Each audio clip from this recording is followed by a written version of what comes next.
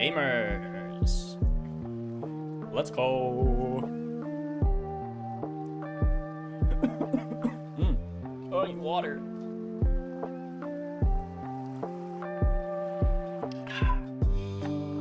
So we back in the mines. We got our pickaxe swinging from side to side. Oh, first, let's go. W in the chat. You get a cookie or something. I don't know. I wish I had. I gotta figure out the YouTube streaming thing. I don't know how to like do any of this, but you get a gold star. That'd be cool if I could like do stuff. No? Does that blood do anything? Blood does nothing. I can't interact with this at all. That's great. Maybe I can like do it in here. Those stars. Let's go. No, I can't do anything. I can time people out. That's like the only button I can press. I can't be like, timed out. Guys, first person to type in chat gets banned. Ooh. It's like playing the quiet game. I can start with goal. I don't want to do that. That's dumb. I don't need goals. Just do live chat. Much better. All right, let's go. We're gaming. Ugh.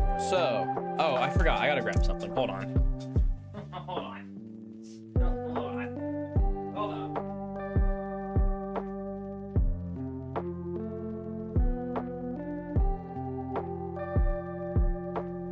Hold on. I forgot.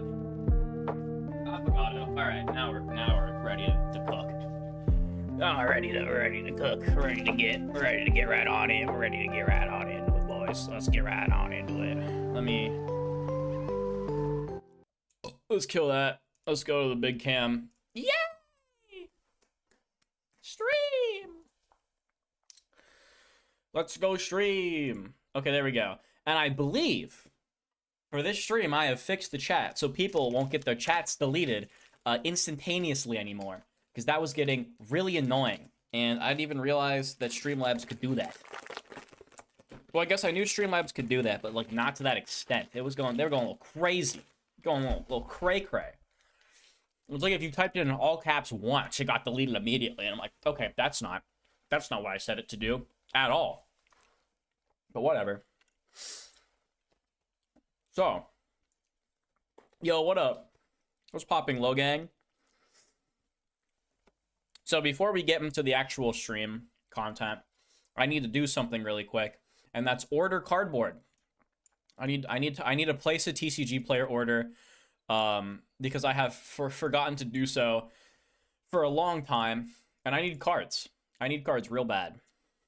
I need cards real bad. I need cards like a crack addict needs a spoon and a lighter. No, don't sign in. Don't do this. Get out of here, Microsoft. Frick you. Okay. I'm gonna slap us over here. So I need to purchase cardboard. The first thing I need a Gandiva card that I haven't bought yet, because I kept forgetting about it, and I completely forget what it's called. So we're gonna do he's only $1.86. Let's go. I had someone else order mine for me, so I actually don't know how much I paid for them. So hopefully it wasn't a lot. But I need the grade 3. Oh, this guy, $2.97. Ew. That's icky. That's gross. How many do I need? I'll just get 4. I probably am gonna need 4. Well, this is revealed. Okay. On attack, if you can even card, find a card from hand face down. Choose when you punch your card. If you don't draw a card. Bind a card from hand face down. Ew. But it lets me hit my Gandiva checks. How many do they play in that one? In the WCC video. Hold on. Let me check something. I'm gonna steal it. We got a net deck real quick. We got a net deck. Where's the all right, whatever. Go here. We got a net deck. The new Stoicheia deck is Volgate version of Granfia's gimmick. Yeah, I read a bit of it. I like woke up. The Tuesdays are fun because I read one of the first thing I do when I wake up is read the reveals. And I have my alarm set so it goes 8:30 to 9. So I don't actually get up till 9. I get an extra 30 minutes of sleep, but I get the reveals at 8. So I literally roll over reset my alarm, skim the reveals, and then immediately go back to sleep. So I always read the reveals in like a dazed state. But I saw them, and yeah, it's the plant, it's the flower token, big one where you just put the gauge in it. It's like whatever, it's fine. Am I the only person that thinks the art's kind of mid? It's just like, I don't know, it's almost like this uncanny valley kind of thing. It's a dragon, so I'm way more invested. Well, hopefully Bushy's also more invested and, you know, gives you support. That'd be nice. That'd be pretty great. It's not a net deck if you're a pro player. Oh, true. No, I'm just going to claim it as my own, obviously. I'm just going to say, and you know, it's Vanguard. So like the decks build themselves half the time. I just happened to come across a similar build and just end up on the similar build. Okay, good. It is only 3. I figured it was only 3. The fun part about this deck is the ride line. I've been told this is not very good, so I don't think I'm going to play it. I've been told just sticking to the original ride line is totally fine. But that could also be cap. Oh, it's only 1s? Are you serious? That's so rude. That's so rude. All right, well, the old-fashioned way. Bing, bong. I love buying Vanguard cards. This is going to cost us a grand total of $13. For an old triple rare, $13 freaking dollars. Skyward card's very okay art. Yeah, right. It feels a little just like, a little okay. Watch me be able to get these like cheaper off Ideal, and I'm gonna crash out. Brivalden.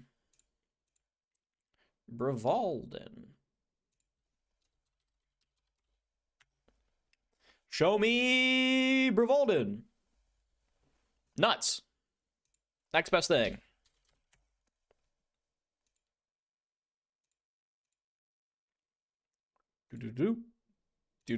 Show me Brivalden. Nuts. All right, we're gonna have to lock in TCG player. That's unfortunate. Ugh. All right. The second thing I need to buy is I need to pull up the list on Discord because I forget what the list is. Is QMS doing good in Japan? Literally no clue. I have no idea. I just own all the old stuff, and my favorite thing ever is Blue Fire for some weird reason. So and I saw that Gandiva got a Blue Fire version, and I went, oh, I can update my deck. And I have everything for it, but literally this grade 3. So I need to get that, and I've already ordered all the new stuff. So we'll see how it goes. I'm excited for it. It'll be fun, hopefully. But then again, it's Vanguard, so we'll see. Never heard of Ideal. Oh, Ideal's pretty goated. They're really good. They're like the next best 50 cards. Like if you're buying stuff, I would get it off Ideal if you can. Ideal's really, really good. This community list. I don't know how good Gandiva Masks is doing, but I'm just playing this at locals for pure funsies, so it could suck, and I don't care. It's Vanguard, but I'm sure it's fine. I like retiring stuff, you know. Giving people no boards is a good time. Okay, so perfect. I feel like I'd rather shop for these on Ideal. Ideal probably won't have what I'm looking for, unfortunately. But Ideal 808, very goated. It's like the next best TCG player. I actually have a lot more stuff than I thought they did. Except my goat, Brivalden. I'm gonna check one more time. Actually, let me just check their whole thing. What do they have for Scarlet Flame? Let's see what they have in stock. Gandiva Mask is an amazing upgrade, but just like Orphis, it's held back by the extra deck space you have to commit to the... Yeah, right. So it's like, the upgrade's phenomenal. He has freaking like 5 effects, which is a lot. But the upgrade's very strong, so that's nice. They don't have Brivalden. But if you need Gandiva Masks, $1.88. Pretty good. And the big thing to use Ideal is it's all coming from the same place, so you don't get TCG players shipping. You know, like if we try to go Gandiva on TCG player, it's new, so there might be multiple sellers. Okay, here we go. Oh yeah, look, and then Ideal. So perfect. Yeah, perfect example. The one that actually has what we need is, of course, Ideal 808. And they got all of them. So you can either buy stuff here or through them, but normally on their stuff, they'll have sales sometimes. Where if you buy enough like if you buy, sometimes they'll do this thing where if you buy a playset, you get a discount. I don't know if they're doing that anymore. Yeah. So they'll do a single card. Sometimes there's discounts, like so singles are 5% off. So you can get it down to 716. Whereas if you did this on TCG player, it would be more than that. I'd have to delete my other guys. Actually, you get like a slight kickback because here it would be 850 after shipping, but like 752. So if you want a little bit of just a wee little discount, you can order stuff on a deal, and it's pretty nice. I'm not an affiliate, but it could be chill. And then if you have a coupon code, you can also do that. But I told one of my friends I would construct my own 2007 Yu-Gi-Oh deck. And they sent me the list back in January 22nd. And I bought some of the cards from my locals, but I've yet to finish the deck. So I'm going to, now that I have to order these Gandiva cards, I'm going to finally finish the deck because I've been meaning to do this for a long time. So I have the cards that I already have. So we're going to go through and see what I need to pick up. I'd also kind of want to try to bling some stuff because it's old. I think blinging old decks is kind of fun. So I might see if I can pick up some extra stuff. Shout out in chat if you played Yu-Gi-Oh! in 2007. If you did, you might know what I'm building. You might also have literally no idea what the heck I'm doing. For any of you guys that play modern Yu-Gi-Oh! You're probably gonna have no clue what the heck I'm doing. I want to foil. There's no foils. It's all commons. Ah, dang it. I'm probably just gonna end up hitting up the TCG player optimizer anyway, so it's pretty whatever. So that's 20 cents for 2. Oh, I only need 2. What am I doing? I only need 2 of these guys. Bing bong. What card even is this? Oh, it beats Monarchs. That's okay. All right. Watch the anime 2007? Sorta. You know what some of these cards do. Maybe not. Because I don't know if any of these are in the anime. This guy definitely wasn't in the anime. I shouldn't say that. There's always a chance it was in like a one-off duel. I think it's Mermaid Knight. I need a Mermaid Knight.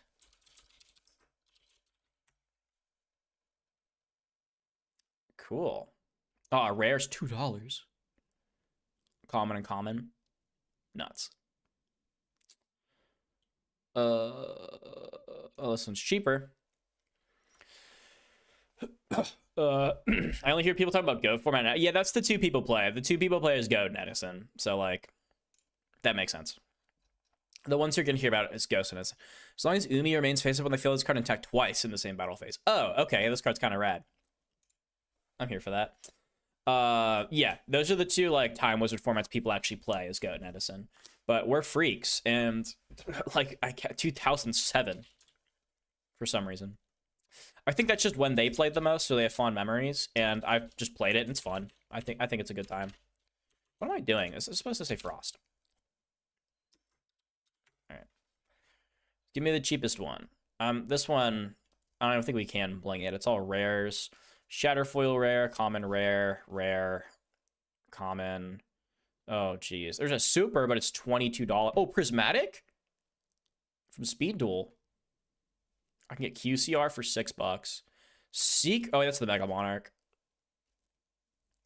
Oh, I can get Platinum Secrets. Wait, I think that's the play. Let's do Platinum. He wasn't in duel, however, he was mentioned as a Tug Twister challenge in GX. That makes sense. That adds up. I believe that. Can we edit Aaron Neos out in the GX remaster? That'd be hilarious. If they did that, that'd be like the funniest thing ever. So I low-key hope they do that. I want 2 of these. I know I own one already, but like I want 2. I want 2 of them. What's the other one? It's a little more expensive, but. So I have Platinum or Prismatic. I think I prefer Prismatic, but like $1.20. I don't know. I don't know about that. I'll just get my 1 platinum, and I'll have 1 platinum and 1 common. That'll be fun. So I can get this for 57 cents. That's pretty solid. That's pretty good. Maybe I'll chuck another one in there. I don't know. We'll see. Mobius. I already have the Mother Grizzlies. I have Sangan. I need Thestalos. That's who I need. I need Thesty. Not an off attribute monster, but whatever. I'll survive. Platinum Secret for 34. And QCR's $3. Think that's about it. Ultimate for 15. Could be chill. Common, rare. There's a super for 48 cents. Common, super for $11. What the heck? All right, whatever. I guess this is a Dark Revelation. Can we get two? Can we get two? Can we get two? Can we get two? Yes, we can. 97? All right. Jeez. That seems like a little much to me, but go off King, I guess. Oh, I need Treeborn. I don't have Treeborn. Oh, but I can get a blinged out Treeborn. I hope it's not expensive. This is an Edison staple. Now, speaking of Edison, this card goes crazy in Edison. Platinum is $1? Well, I mean, that's pretty on par for the rest, so honestly. I can't complain about that. Yeah, give me this. Give me the bling. Bling my frog. Treeborn, Warrior of Atlantis. I have one, unfortunately, and then a Yomi ship. So I need 2 Warrior of Atlantis. Maybe we can bling out Warrior, because that's my searcher. If you couldn't tell, I said, hey, build me a water deck. No rhyme or reason. I just wanted a water deck. Dang it, it's only commons and rares. Do I want the Speed Duel one? I kind of want the Speed Duel one, I'm not going to lie. Force the Breaker, the Structure deck. I have the Structure deck copy. Give me the Speed Duel one. Oh, there we go. Yeah, they got 6. Give me 2 of them. 2 of them. Okay. It's all the monsters I need. I have the Field Spell, which is Poggers. Brain Con. I got both of those. Mystical Space Typhoon. I got that. I need Nobleman of Extermination. Nobleman of Extermination. This is a fun card. I feel like there should be a bling of the. No, there's not. I can get one for 125 for that little DT rare. That's great. Love that. That's what I want. Rare, common, rare, common. Nuts. Let's go. I guess we just go for the cheapest one at that point. Just 25? Yeah. Yeah, 25. Damaged. Give me that moderately played. Thank you very much. Pot of Avarice, which I surprisingly don't own. I feel like I do, and I just couldn't find it. There's a QCR? Ooh. Ooh. Yeah, structured. Oh, no, I don't have Zombie World. I have the other one. Okay, what we got? The pot collection one, not buying that. There's a super for $2, an ultra for $2, a common, ultimate rare, platinum secret for 2. That's not ideal. And then 3. I don't want to spend like money on Avarice. All right, what's the cheapest? 50 cents? 49? Yeah, we'll just get the 49. I guess the one good thing about shopping for old Yu-Gi-Oh cards, I don't have to worry about getting Korean Yu-Gi-Oh'd, which is always a fun experience. So nice. I guess either Frog Monarchs or some strange Atlantis deck. You pretty much guessed it. I just said build water, and it's a bit of both. It's a bit of both. It's just Legendary Ocean with some Monarchs tossed in because you can play them and I can search stuff. And there's some fun surprises. There's some fun little treats. Some cool techs, some shenanigans. Because what would this game be without shenanigans? Premature I need Snatch Steal. That's the last spell I need. Was the day you buy a 1P. Why would you ever do that? Have you learned nothing? Have I taught you nothing? Have I not been vocal enough about my disdain for One Piece? What happened? What could have possibly happened to drive you to such an extreme? Ooh, a $1 secret rare. That's cool. From Battles of Legend? Sign me up. Double check there's nothing bad. Yeah, give me that. Give me that. Oh yeah, give me that. Give me that. Bought the Flamigo deck.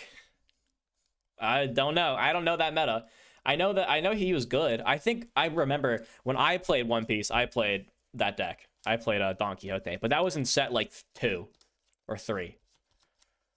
Yeah, that was set 2. That was set 2 going into set 3. Was when I played the game. And it was fun. It was fine.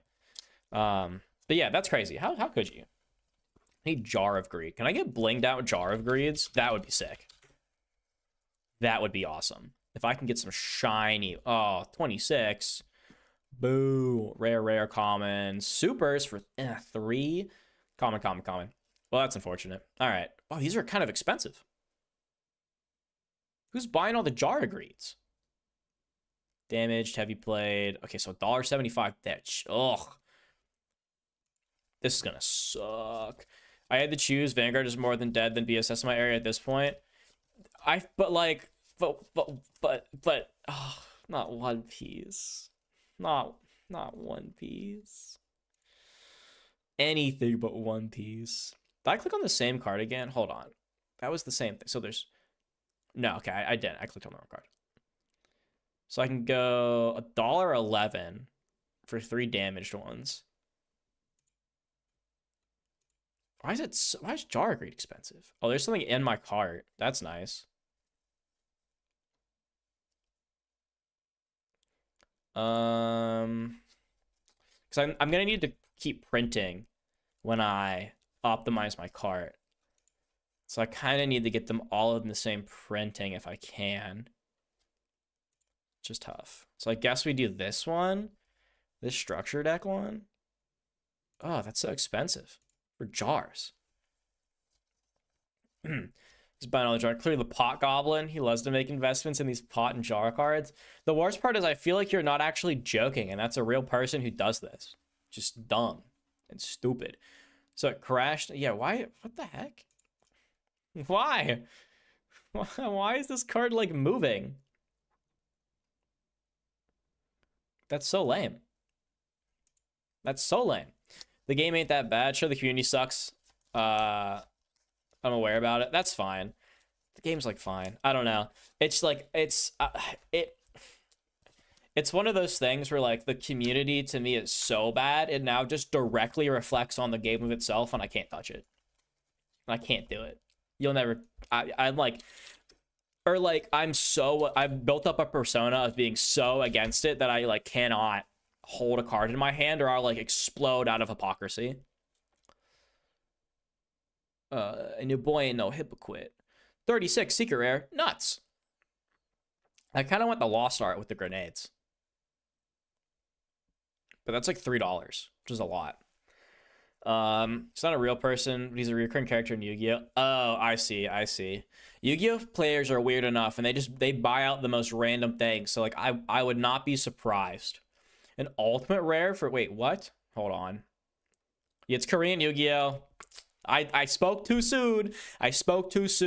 We got Korean Yu-Gi-Oh. Oh, dang it. Not again. This happens every time. I guess I get the Ultra. I mean, Return of the Bling is kind of sick. I'm not going to cap. Return of the Bling goes pretty hard. But there's nothing in our cart, which makes it difficult. Actually almost chose Union Arena, which one they till April's SEO. That's fair. I like Union Arena. It's fun. Don't let people get sweaty or else it sucks. But like if you play it properly, it's a blast. I think it's super fun. I love the game. But waiting for SAO is understandable. I think we just buy this one. Yeah. How's Digimon doing? So I don't know. I don't play Digimon. That's the one game I've kind of stayed away from because I had friends who like were really big Digimon fans, but they played when the game came out. But I also know that when the game came out, it was pretty bad. And only like recently has it gotten any better. So I'm not going to make any judgments against it, but also it's a game that's like, I'd really like if my friends played it to try it out. So I have no idea how it's doing, but I do know they're about to sync up with Japan, which is like the coolest thing ever. So that's really awesome. So this is 15 cards minus the Vanguard cards, and I should have 15 sleeves, and if I don't, I will have to solve a problem. 7, 8, 9, 10, 11, 12, 13, 14, 15, Whee! All right, let's go. I'm gonna cart optimize, and the cart optimizer is gonna actually make my cart more expensive somehow, and we'll go from there. We want to keep printing. Yeah, we just want to keep printing, or actually, current rarities is actually what we want, because I just want to keep my prismatic ultra. Yeah, okay, that helped a little bit. Knocked it down to 33. Let's go. And then we have to double check it and mess anything up. Okay, kept that at platinum. Good. Okay, this is nice that these all came from the same spot. That's super good. Got my platinum. Okay, cool. Good. Okay. Oh, okay. That's pretty good. W optimizer. Got my Flestolosis. Got the secret. All right, we're gaming. Let's go, chat. Let's go. All right, I'm going to order this now. And just in case it pulls up any of my information, we're going to go to the VidCam. Oh, I need to put in my address because I'm on friggin' Edge, which I haven't used in like forever. So I got to give it my address, which is, wait, but this is my account. It should have my address. That's super weird that it doesn't. I almost typed in the wrong thing.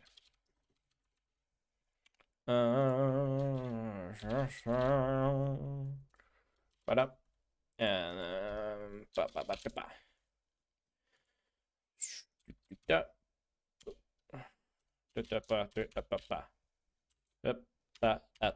there we go. Make that my default address, please.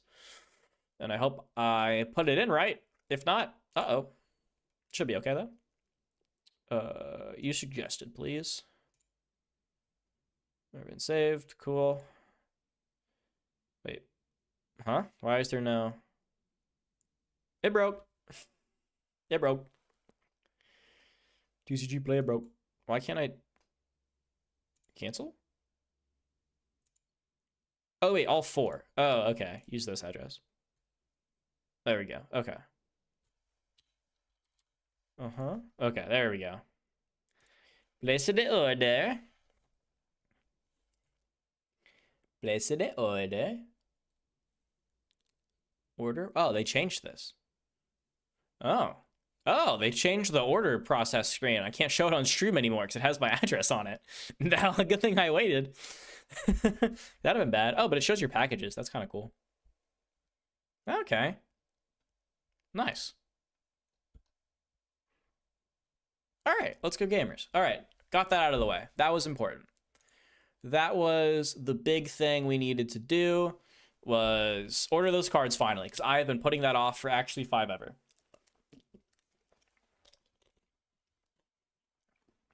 All right, let's play some VTuber card games. I gotta switch the scenes. I did a thing for this.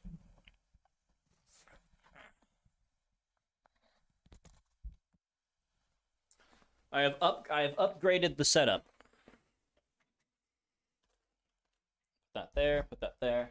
So now, this, I just gotta move some stuff around. Ugh. How pushed is my Oshi Vanguard? My Oshi Vanguard is actually pushed to their breaking point. I don't know if they can go on any longer. Ba-da-da-da! Look at that. We're gaming. Oh, that's a little on top of me. There we go. There we go. That's better. That's better. Actually, I probably want to like move this down. I can trim this. Trim this a little bit. Trim that a little bit down. There we go. There we go. I don't have room over here for a face cam, so we gotta rock with the PNG. But this should be fine. I'm gonna pull up chat on my phone. Should probably also plug my phone in. I realize it might die, but actually, no. I mean, it'll be fine. We'll survive. Yeah, here. Oh my gosh, an ad on my own stream. Great googly moogly. There we go. I have chat now. Ugh, you know, my Oshi Vanguard is pushed to its absolute limit. All right. Ugh. Today we really test. We test that. Today we really push our Oshis. So I gotta just learn stuff and figure it out. Oh, that's cool. That really imprinted on my playmat. Love that. Love that so much. Okay. This is sick. I had to go and buy a table today because I thought I had one, and it turns out I did not. I in fact had no such table. I guess I could just like turn my monitor.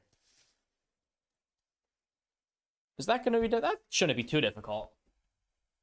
Watch me just like break everything trying to do this.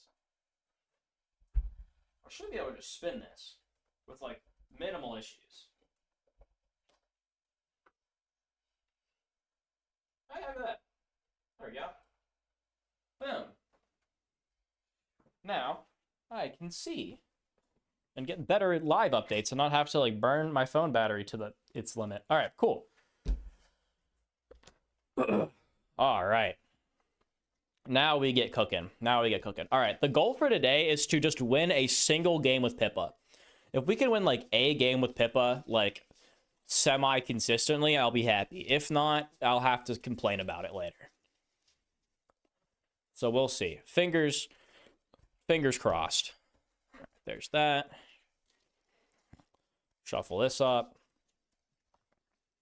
Which I guess the black sleeves are a bit harder to see on the black table, but it's better for chat this way. So this is how we're doing it. Okay. I'm gonna put these in the middle here.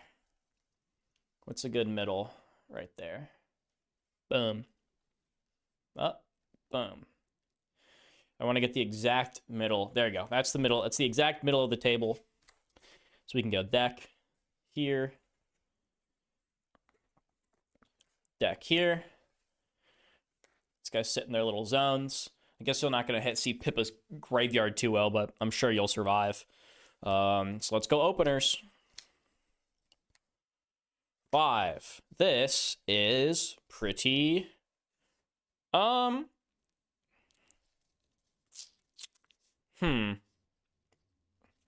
guess we can do the thing, because Pippa really... I want to try to like force the spread plan. So we can go like, Guerashim, save money, and then next turn immediately just play Let Them Cook on something. So I think this is good. A Pig VTuber, yeah, it's a Yu-Gi-Oh card.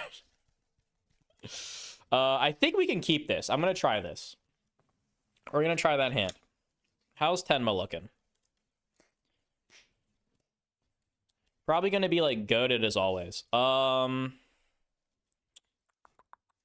have a buff. Oh no, it's bad. It's bad. So the mulligan in this game, it's not ideal. It's you shuffle your hand and draw a new one. I'd much prefer if it was bottom draw 5 than shuffle, but oh well. Here we are. This is what we're rocking with. Chat, I feel like I should, I don't know. Y'all be mentioning this VTuber thing. Maybe I actually I'm the one who's mentioning the VTuber thing. All the VTuber card games. Maybe I should do the VTuber thing. Who knows? We'll see how it goes. Did my headphones just turn off? Actually, that makes sense. There's literally nothing playing through them. I don't even know why I have headphones on. There's genuinely no reason for me to have headphones on. I'm listening to absolutely nothing. All right, so this is the hand we're going to be forced to keep, which already way better. We have an upgrade right off the rip is great. Whenever you play, this card's bonkers. I hate this card so much. It's actually kind of crazy. Some money, and okay, yeah, no, that's playable. That's playable. It's your VTuber avatar making from... I just made this because I can't... the way the table's set up, I guess I could have a face cam. Now that I know I can turn my monitor, I could just move it, but this is way easier. Throwing up a PNG on the screen was just way more effective. So that's what I did. So yeah, we have... that's where my name comes from. The Zexal Yu-Gi-Oh card. Probably should have also grabbed dice. Gotta roll. Let's see who goes first. Well, Pippa be odd, Tenma be evens. And that's off screen. but it was even. So Tenma's going. Tenma gets the little first player chip. And then that means she gets to put her platform down first. And then we'll get a Pippa platform and then a Tenma platform. Okay, whoa, 2 6s. Okay, this sucks. This sucks a lot of butthole for Pippa.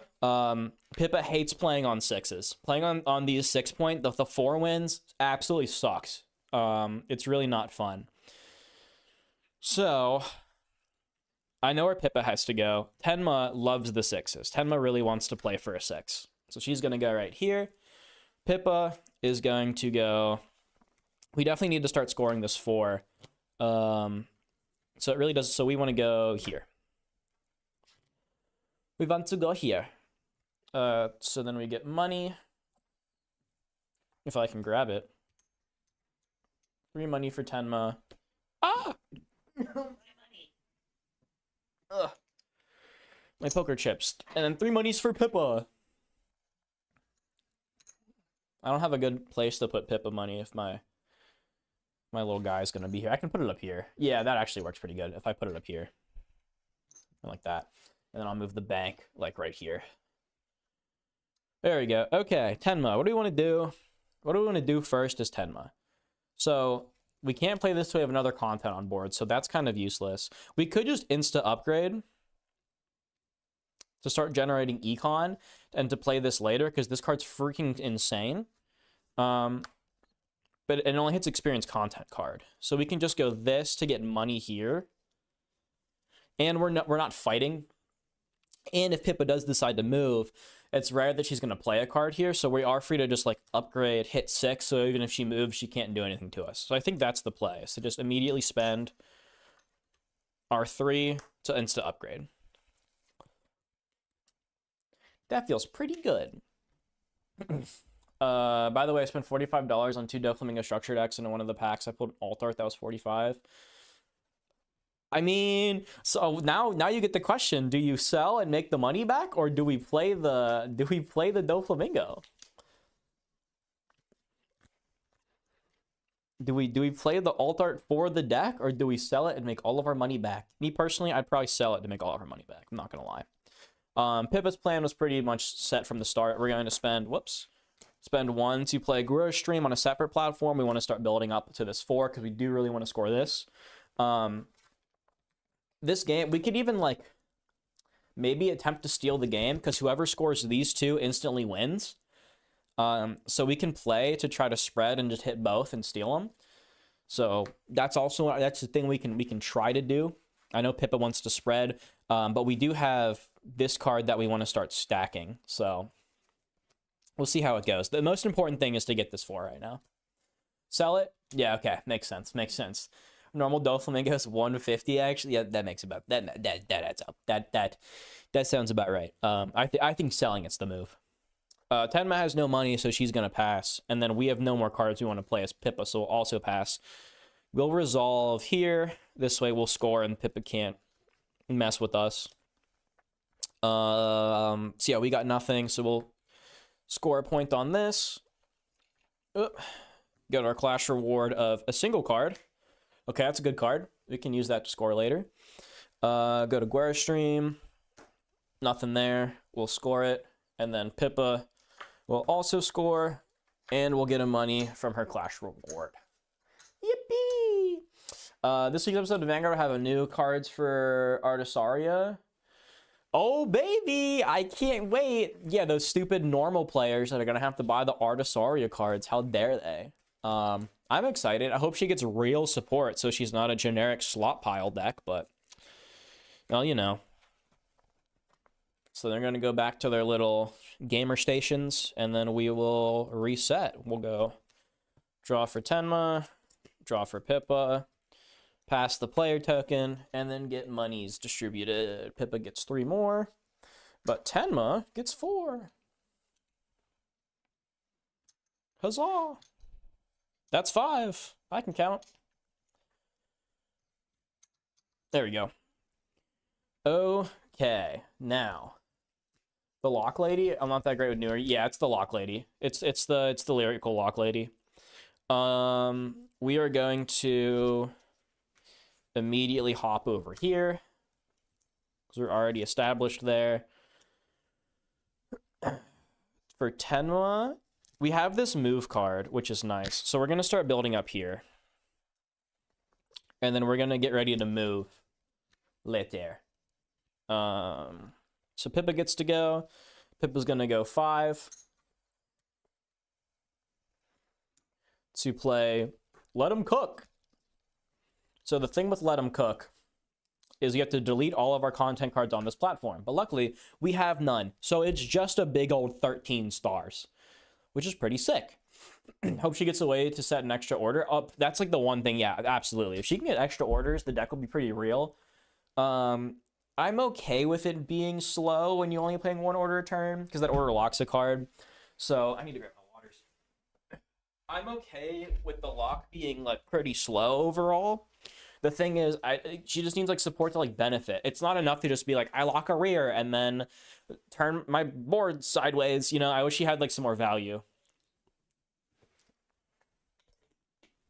Or maybe just like a defensive tool to help her stall.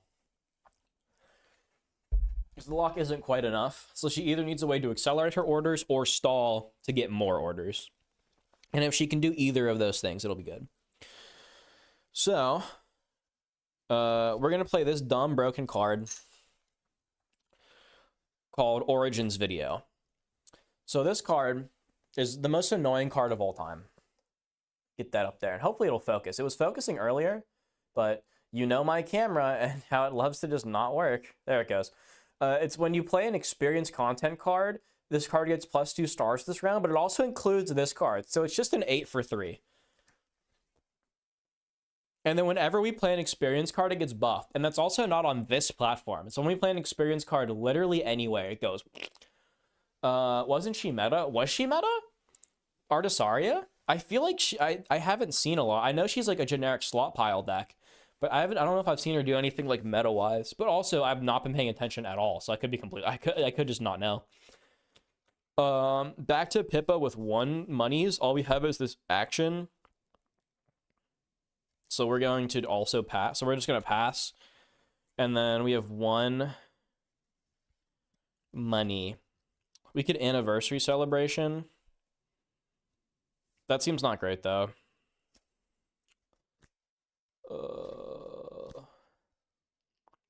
Content. Yeah, no, literally. Literally content. This is kind of... We have a lot of 1-star things. We could also discard these for money. I think the plan here for Tenma is we want to Uwu here. And if they somehow beat 6, we just discard this mega capping to get another 2 stars to win this and tie it up. And we're just going to start fighting over this. So we're going to just start both building on this, then fight over this middle. This game might be really, really fast. This might be a quick game. It's going to kind of come down to whoever can get this little middle bit. And yeah, so we're going to pass this Tenma as well. Because again, there's nothing we can really do as Pippa. We can get some money, but that's not really worth it yet. Well, I'm not surprised the Vanguard community is panicked for nothing. Lock Lady's kind of mid then. Yeah, I mean, yeah, shocker, right? Shocker. I'm assuming she's mid. She doesn't look strong. Like if she is meta, I'd be pretty surprised. But she's just a lyric generic like slot pile deck. So take that as you will. I think the Kings are still at the top with some and Bav here and there. Yeah. Bav will just kind of blow you up randomly. Or not Bav. Bat will blow you up randomly, and then Bav's pretty good. She's running around. But I think it's pretty much the same for the most part. From what I've like heard offhand. I could be wrong. I'll have more information after locals tomorrow night. Pippa, we're gonna resolve. Oh yeah, we can be smart. We want to resolve this way, because if Tenma is going to move, she's going to have to get off of Yappers, which isn't like super relevant, but it could be relevant. So we'll score this. We have no interaction for the 17-star one, so we'll do that. Get that. Move here. Tenma's going to Uwu to go here to be 6 versus 2. We're going to say okay. We'll spend the money to play Hype. Hype is 1 content on this card on this platform gets +5 during this clash, so we're going to grow stream +5 to go to 7. Tenma really wants to stay in the game, so she's going to discard this to get 2 to go to 8. And then I don't think Pippa has anything else she can do, so we're unfortunately going to have to fold. And the annoying part about Tenma is going to rear its head again. She gets to just draw a card and replace that discard, where we do not get to do that, even if we did win. So here's where Pippa starts to lag behind a little bit already. And then Tenma's also going to score this, because Pippa has no response. And then that'll be all she wrote there. We're going to retreat these to their little areas. We're going to draw some cards. Draw some cards. Get some cash money. Tenma goes to 5. Pippa goes to 4. It's not looking good. This is not looking like a good Pippa game. Surprise, surprise. Token gets passed to Tenma. What's Tenma got? What's Tenma got? All persona content gets stars equals to the cards in your hand this round. Oh, and we drew another mega capping, so we just want to fight over the middle.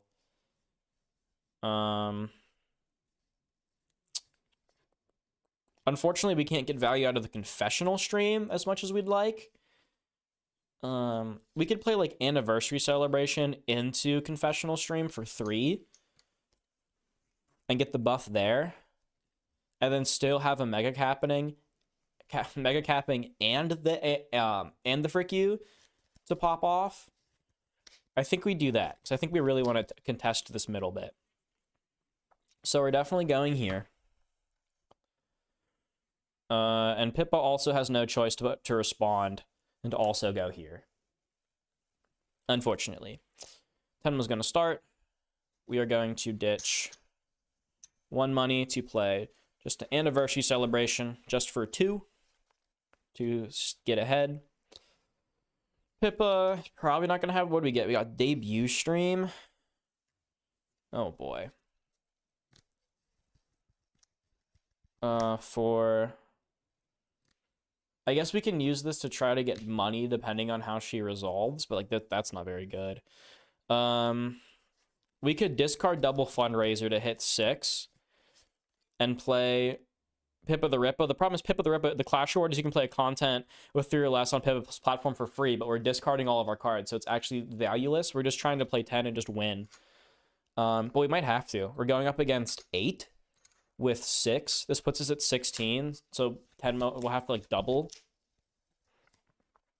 It burns a lot of cards, but I think it might be what we have to do.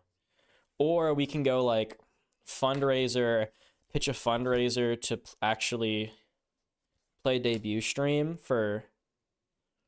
That's the same situation, but we just get to keep the Pippa the Rippa. I think we want to discard this to get double up on our Clash Awards to try to get money. Yeah, I think we want to play this and try to get a bunch of funds so we can just play whatever we hit off the top. I think that's going to be the play. Yeah, we're going to discard Double Fundraiser to get 2 money. Uh-oh. Or I can just throw it. And then we'll spend all 6 for Pippa the Rippa to buff us up all the way to 16. Then Tenma will go 2. Confessional Stream. When played, one of your other content cards gets +4 this round, so we'll give this +4. We are now at 16 to 16. We are tied. So we'll just discard this to win the clash. When that happens, we'll pass. Pippa has 1 card she can play, and we need to be able to discard this to try to get our Clash Awards. But we're tied right now. So either we just accept the tie or see what Tenma can do. The problem is Tenma has 3 cards in her hand, so she probably has an answer because it's Tenma. We have no money, though, so we actually don't have a choice. We have to pass, which is great. So we're going to pass. Tenma's going to pass. Tenma is going to resolve. Let's see, what order would we want to do?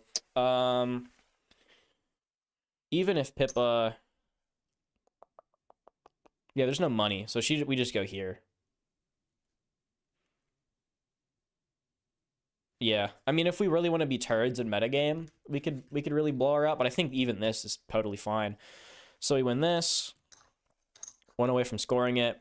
Move to the middle. It's a tie. We say, no, it's not. Buffed up by 2. We're now bigger, so we get to score it. And we get to draw a card. Huzzah. This deck's bonkers. Pippa gets freaking beaned, and now we have to decide if we want to discard this for $1. Do we discard this for a money? I don't know if we do. I think we might just need it next turn. So we're actually just going to hang on to it and score it. And then we'll pass the turn. Pippa gets a thing. Tenma gets a thing. This is going to be a quick game just because the board is whoever scores 2 things first wins. Oh, all right. That's great. We lose. Yeah, well, we don't lose. We don't lose. Pippa, we have to go. We have to contest this again. If we lose this, Tenma wins the whole game on the spot because she's scoring this. We have no way to contend with that.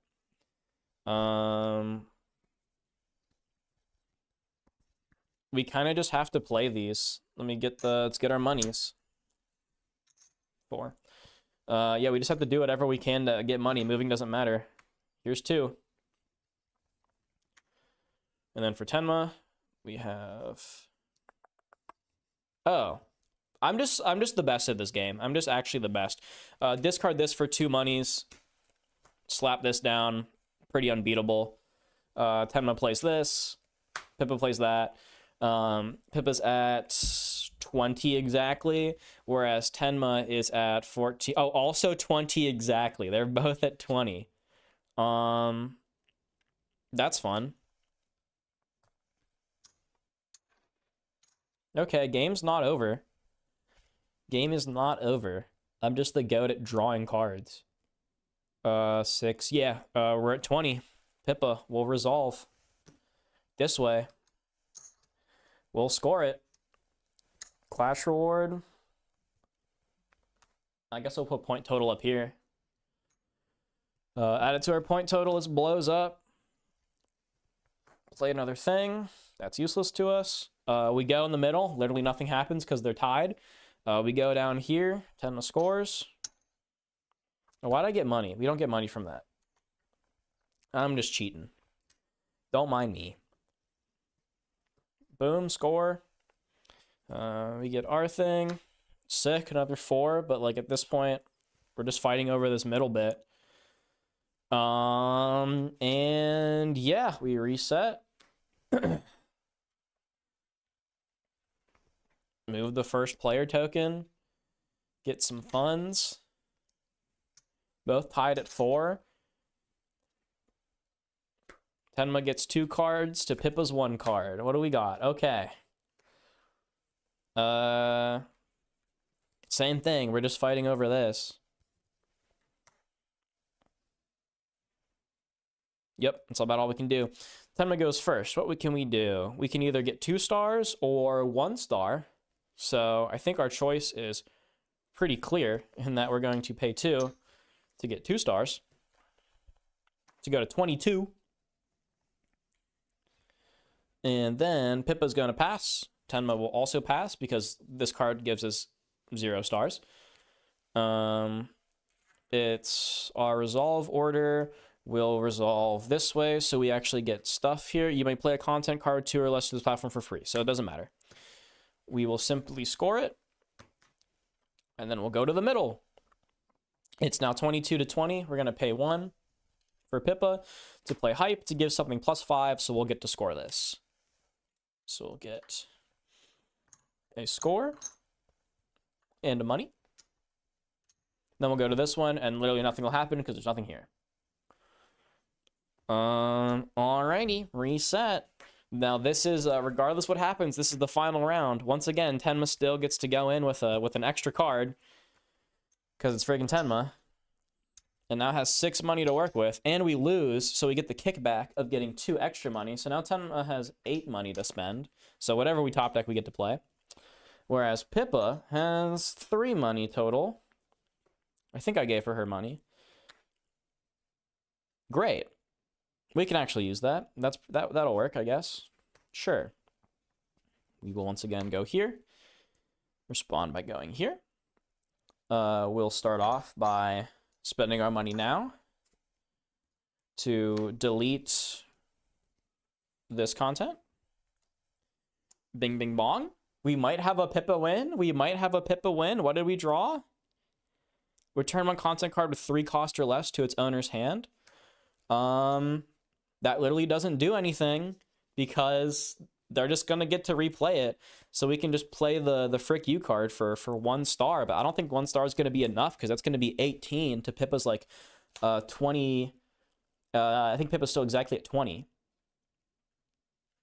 Yep, Pippa's 20. Tenma's at 18. And we can play this and they'll just get to replay it because there's enough money. Or we play this for 1 star, hit 19, and lose the game. So yeah, there we go. That's it. Pippa scores the 3rd thing, takes the platform, and Pippa's won a game. Now, granted, in classic Pippa fashion, it was entirely top deck dependent, right? Tenma just hit a couple blanks of useless card, which is tough. And Pippa hit, you know, playable. And that might just be how these Pippa games are gonna come down, where it's just you gas your hand out and you play off the top, and sometimes you get there. Whereas Tenma couldn't quite pull it out. Hit some pretty rough cards. Like this card's pretty bad. This is bad for the situation we're in, but hitting this is pretty legendary. But okay, that wasn't too terrible.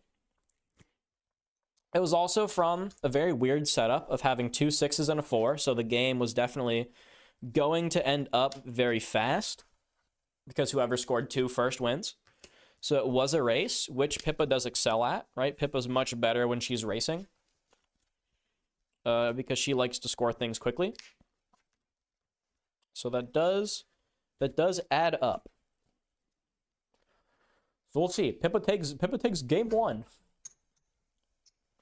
Just have chat like I should start streaming on Twitch because I can like have people like bet channel points on who wins these, which would be kind of fun. I mean, the option is you just put all your money on Tenma, right? And you're always gonna have like 10-1 odds if you bet on Pippa. But it could be chill. It could be chill.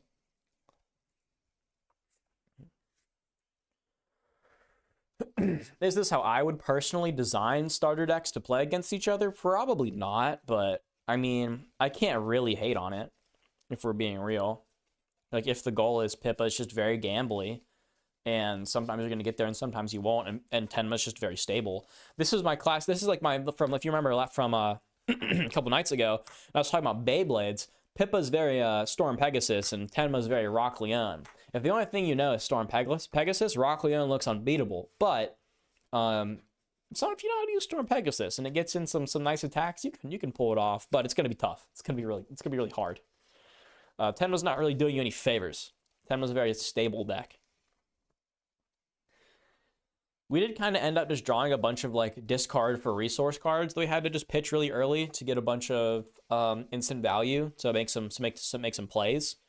Because they're the game state kind of demanded we make plays, with us having to be the first person to score 2. I think in a normal Tenma game, we get a little more time to stabilize before we have to start really pitching cards. So that kind of just turned it into more of an aggro game plan, which is funny because the 6s come from Pippa's deck, or Tenma's deck. Normally Tenma really likes the 6s, but hitting 2 of them into a 4 made it kind of a speed run, a speed duel, if you would. All right, so let's see. Pippa won, so Tenma's probably gonna choose to start first again. So I need to actually shuffle these. Sometimes I'd be forgetting to shuffle the platform deck. You know, sometimes there's a lot to shuffle, and sometimes my mind wanders from the platform deck, and then we'll cut it. I guess, I don't know. Probably don't need to cut each other's platform decks, but it's fine. And then here. All right, 644. This is interesting. We're just gonna have to see what opening hands are like to be able to decide what we want to do. That's some stuff. That's a pretty good spread hand. We might be able to try to clinch an early win. What's this one? Clash, you can delete 1 content card to your lesson play. Ooh. Okay. That hand's keepable. That's got some stuff in it. What's Pippa rocking? Ooh. That's not as good. We kind of need content cards to draw this, and our content cards we drew are these. So we can maybe bank on this, but it's going to be really, really slow. We can't spread very quick. So I think we're going to shuffle and redraw. I think that's a mull. I think that's a mulligan. I'm not feeling too good about that hand. That feels pretty bad. All right, let's try that again. One more time. Okay, this is way better. Pip upgrade early is great. This card early is really good. We have the lead. Yeah. This is a hand. This is definitely, yeah, this is absolutely a hand. We can totally rock with this. The question is, what do we want to do first? Do we want to dominate first? We can always respond with this early, or we can upgrade immediately, depending on how we feel like we're going to win. So let's see what Tenma does. Tenma has an immediate spread hand, so we're going to try to hit the 6 and the 4. We want to, what do we want early? We probably want to get the 6 to start deleting stuff. Right, this is a pretty good one to fight over early. So yeah, we'll go there. Pippa, can we win? We can get 9. I don't think, let's also get money. I don't think Tenma has a 3 cost like 9. She might, but I'm doubtful. And this also deletes 2 or less, and this is a 3, so it's pretty safe. So we'll contest. I'm pretty okay contesting here. So Tenma, we're gonna do our plan, which is depress single divorced fathers, and we're gonna start spreading. We're gonna do a pretty early spread plan. So we'll go to 6. Pippa's gonna say, cool, use all our money, continue gameplay. Oh wait, that's not how dominating works.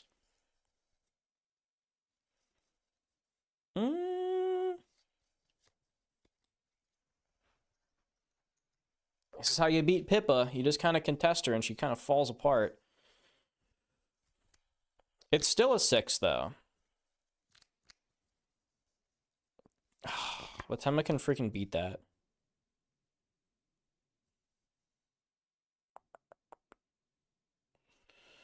Can always move our persona.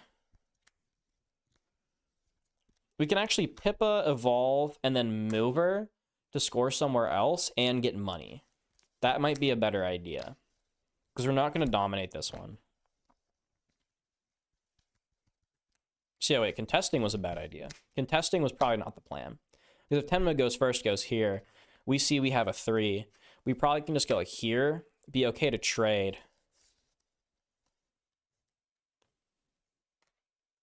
And do that instead.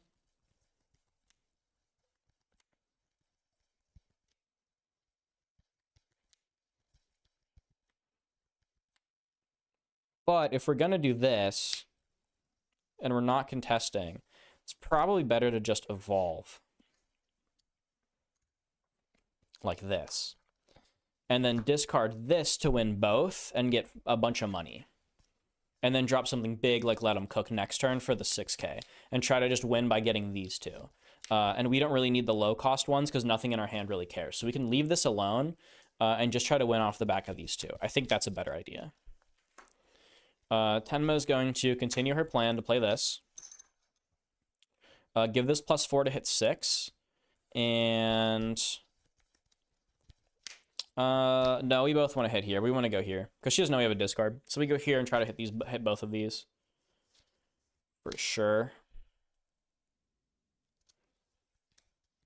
And then we could also sponsorship. Something cool we can do here is we can discard this for our money to immediately sponsorship and then win this clash and get 3. So we'll lose 2 cards, but we draw 2 next turn, and we have a bunch of funds. So the more we can keep winning, the more cards we can drawing. So like this is the cool thing about Tenma. She gets to play kind of aggressive with her hand. We're okay to just kind of slide cards away because we're gonna just be drawing a bunch more cards later. Is the idea.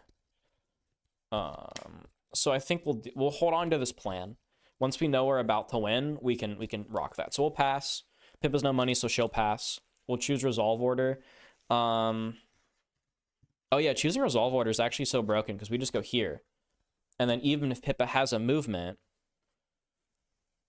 she'd have to move and commit. Oh my gosh, yeah, there's so much advantage in going first. It's kind of crazy. So we'll have to save the debut stream for later.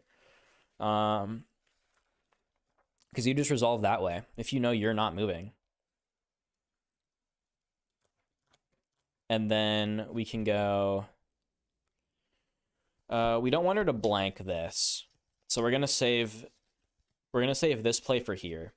So we're gonna let that happen. Pippa's gonna, I mean, we can make it a 0, but that at a cost of a card isn't very good. So we're gonna let that resolve.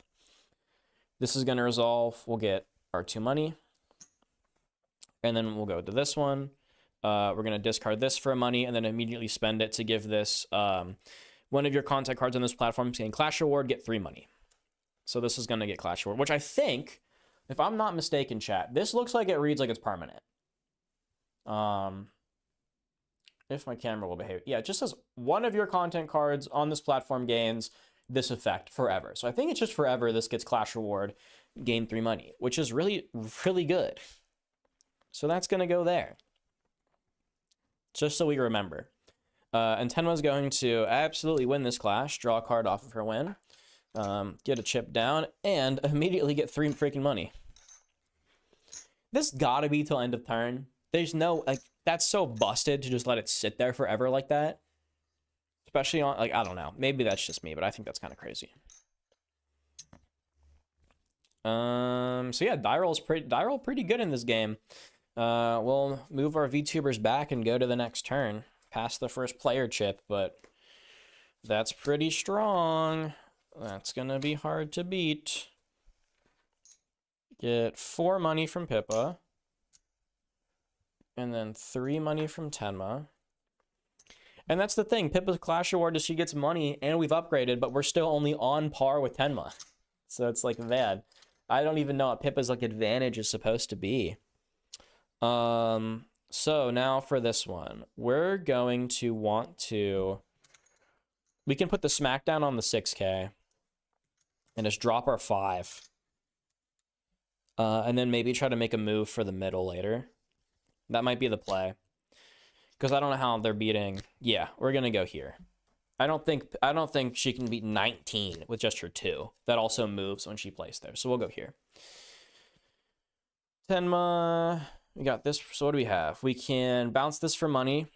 We can give something +4. And we have another divorced single fathers. So we know we're not beating Pippa, even with this hand. We'd have to put our whole hand there, which is scary when Pippa has a bunch of money. So you probably won't want to do that. We might just want to end up contesting this middle one and try to force her to like fight for it or come beat us here. But if she beats us here, she blows this up. So we might want to just protect our content. This is kind of crazy that this is worded that it sits forever. Because now she just kind of like protects this forever and just gets $1 billion and draws cards.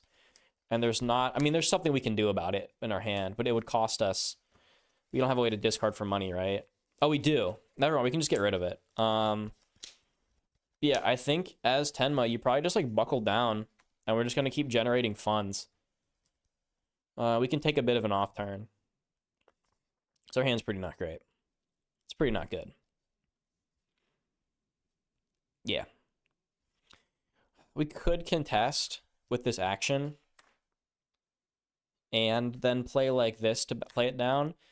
That might be better. Try to contest both of these instead. And play a combo of these.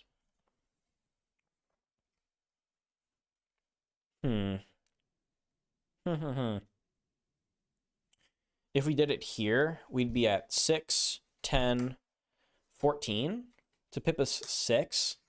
Don't think we're beating that. Pippa only has to play, she plays something with 7, but she has 6 money. And we know she has like a 6 cost that can be 10, so we're probably not going to win here. So let's not even try. I think we start fighting here. Let her take 1 on the 6, which is like fine for us. Like that has 4. We can build on this later. This is kind of tough though. I don't want to like misplay it. I want to represent these decks well, so I don't want to like blunder and be like, well, Pippa won because I blundered this turn 3 Tenma move. But this is like a tough one. Like it's like, what do you do here?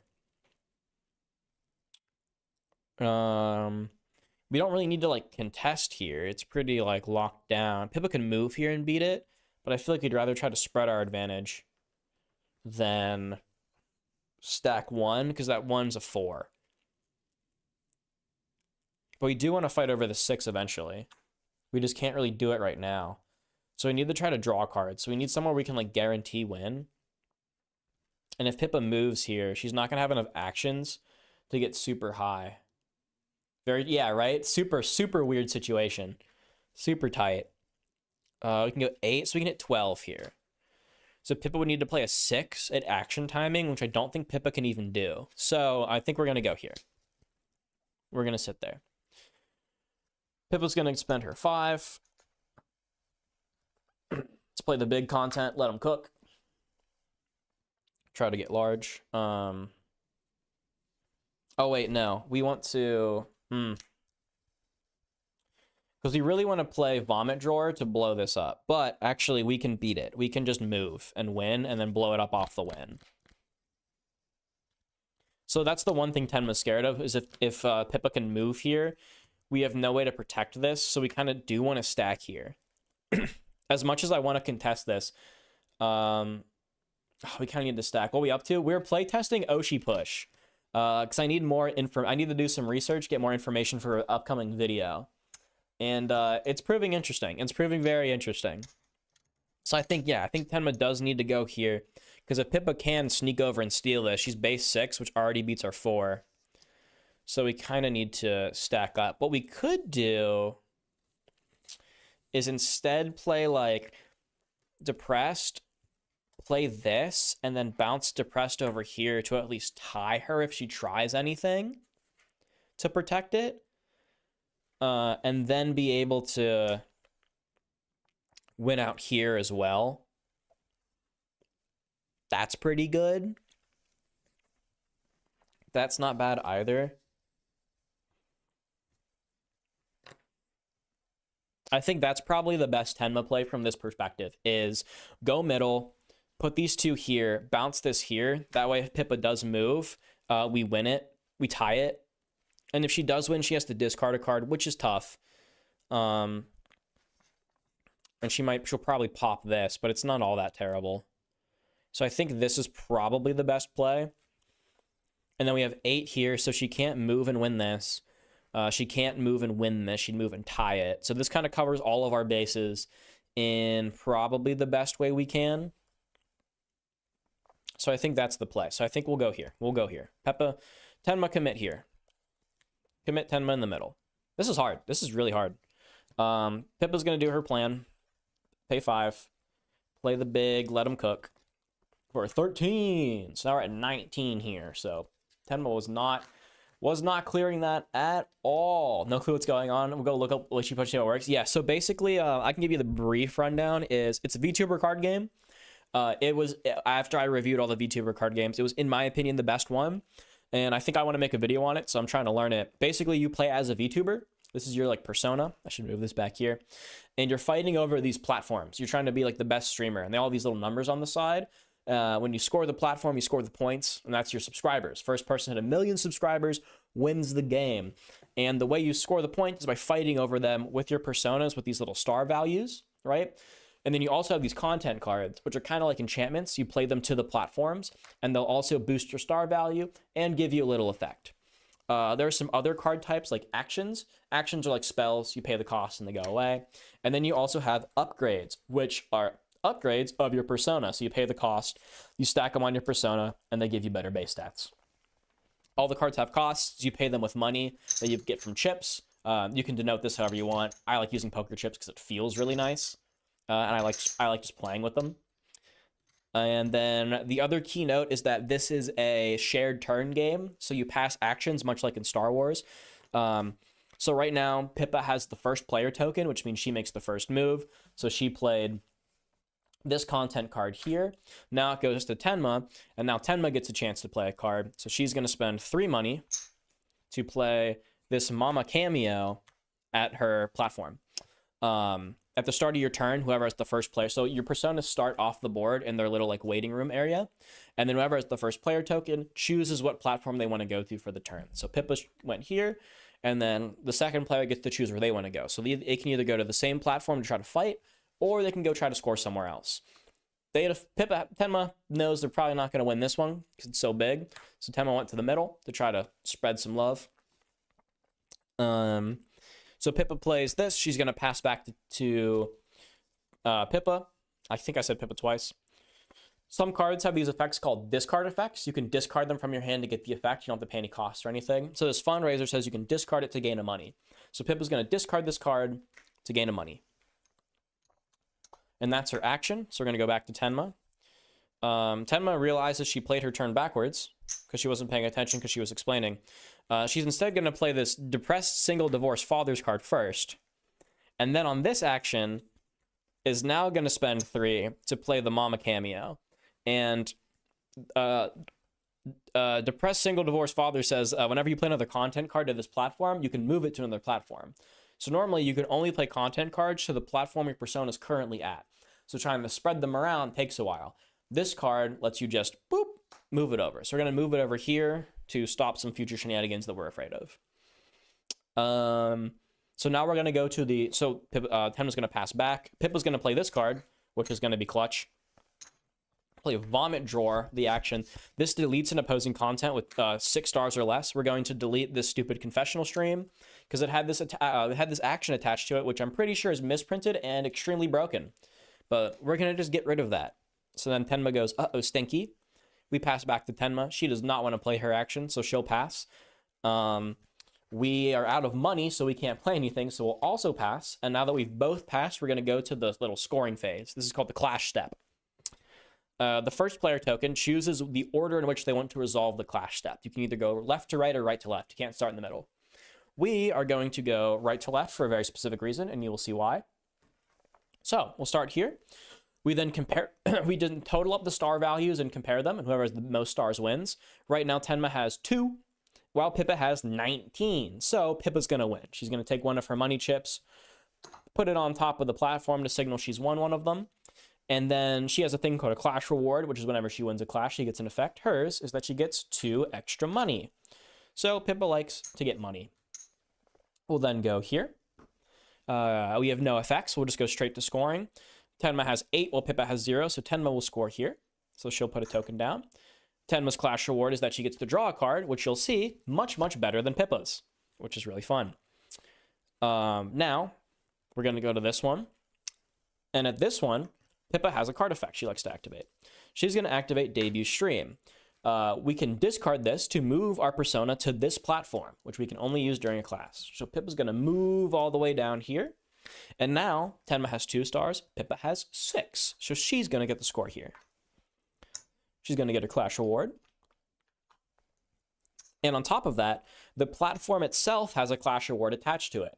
It probably isn't going to focus, but this platform says that clash reward, you may delete 1 content card with 2 or less in play. So Pippa gets to delete a content card. We are going to delete the content that is on this platform currently from Tenma.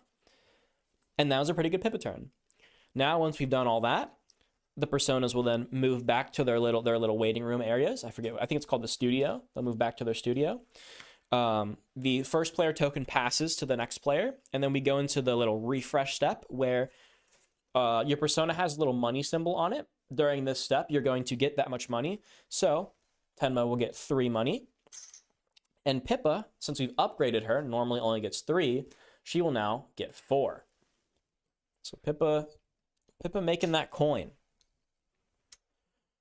Then both players will draw a card. Bing bong. Bing bong. And we proceed to the next phase of gameplay. To score platform cards, they have these little stars called popularity. Basically, whenever you win, you put a popularity token on the platform, and once you have this many tokens, you score it. So it's basically you need to win this many times to score the platform. So right now, everyone is tied across the board. These two platforms need 3 to score, and this platform needs 4. That's kind of what we're working with. That's the nitty-gritty gist of it. That's oshi-push in a turn. Now we're going to see what the heck Tenma does here. Not a lot. We're going to have to maybe give up on the 6K. We can dump our hand and try to beat it, but it's not going to end very well for us. We need to focus on spreading and scoring. So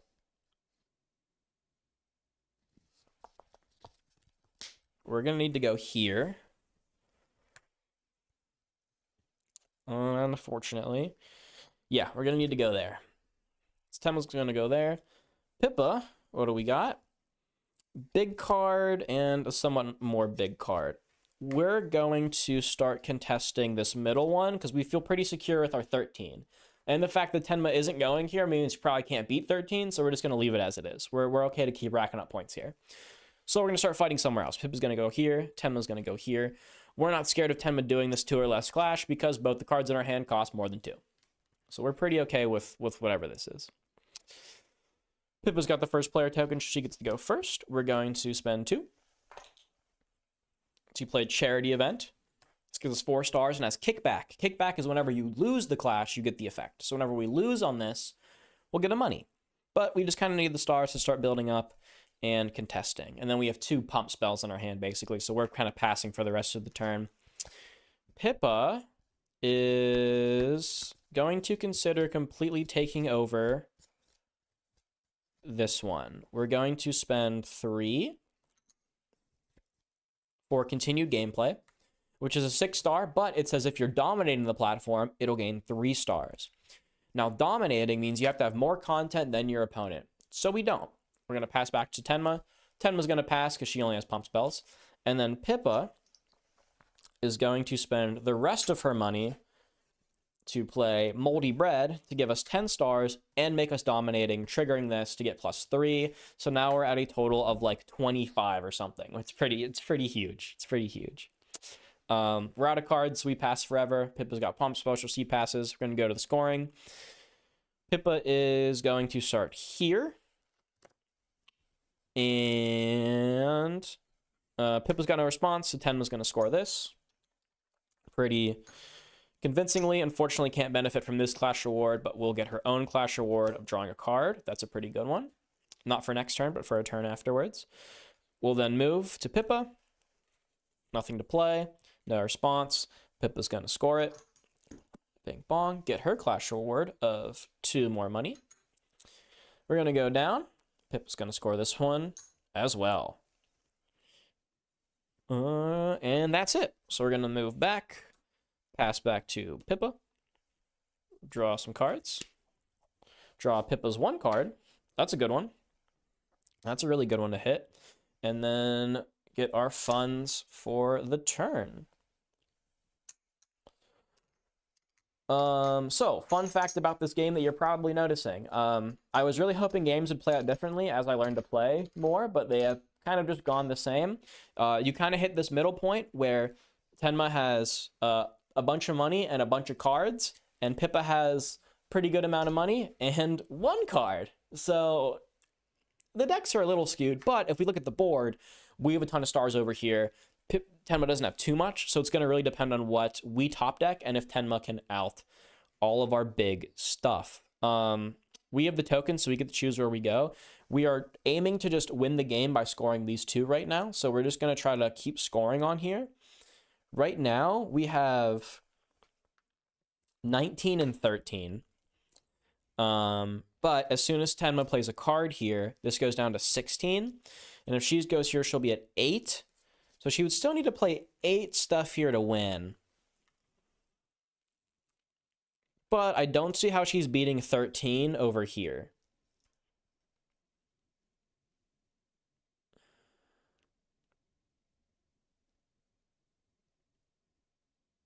No, we go here. So Something to know, whenever you score a platform, all the content that's on it gets deleted when you replace it. So if we were to go here and overcommit here, as soon as we score this, yeah, we guarantee score it, but then all of our stuff gets deleted. And we're looking a little spooky. This one still needs 2 more turns to score. So we're gonna go here so that we can spend our money to play this content here.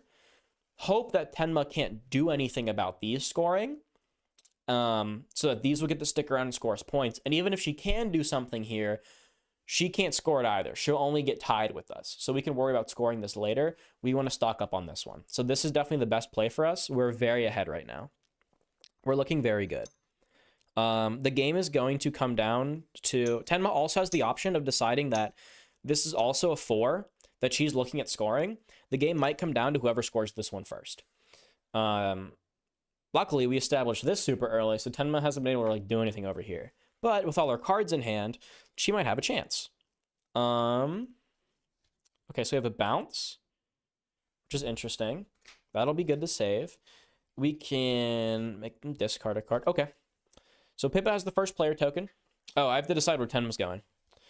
Tenma is going to... So we can't really play Rage Game. We have to save this for next turn. So all we can do is double pump and bounce something. So our best bet, if we double pump for 8... and we go here, we can hit 6, double pump for 8 for 14. That's still not beating the 19, so we cannot go here. We have to go here and try to just score something here and tie it up. Unfortunately, there's not a lot we're going to be able to do about this, and this is honestly probably what's going to lose 10 of the game. I'm not going to lie, it's probably what's going to do it. Pippa has the first player token, so she gets to play first. All 10. For this big 10 star. The effect's actually not that great. We just want the 10 stars. I think this card's actually really bad, but that's just my opinion. We're going to go there. Tenma is going to play 2.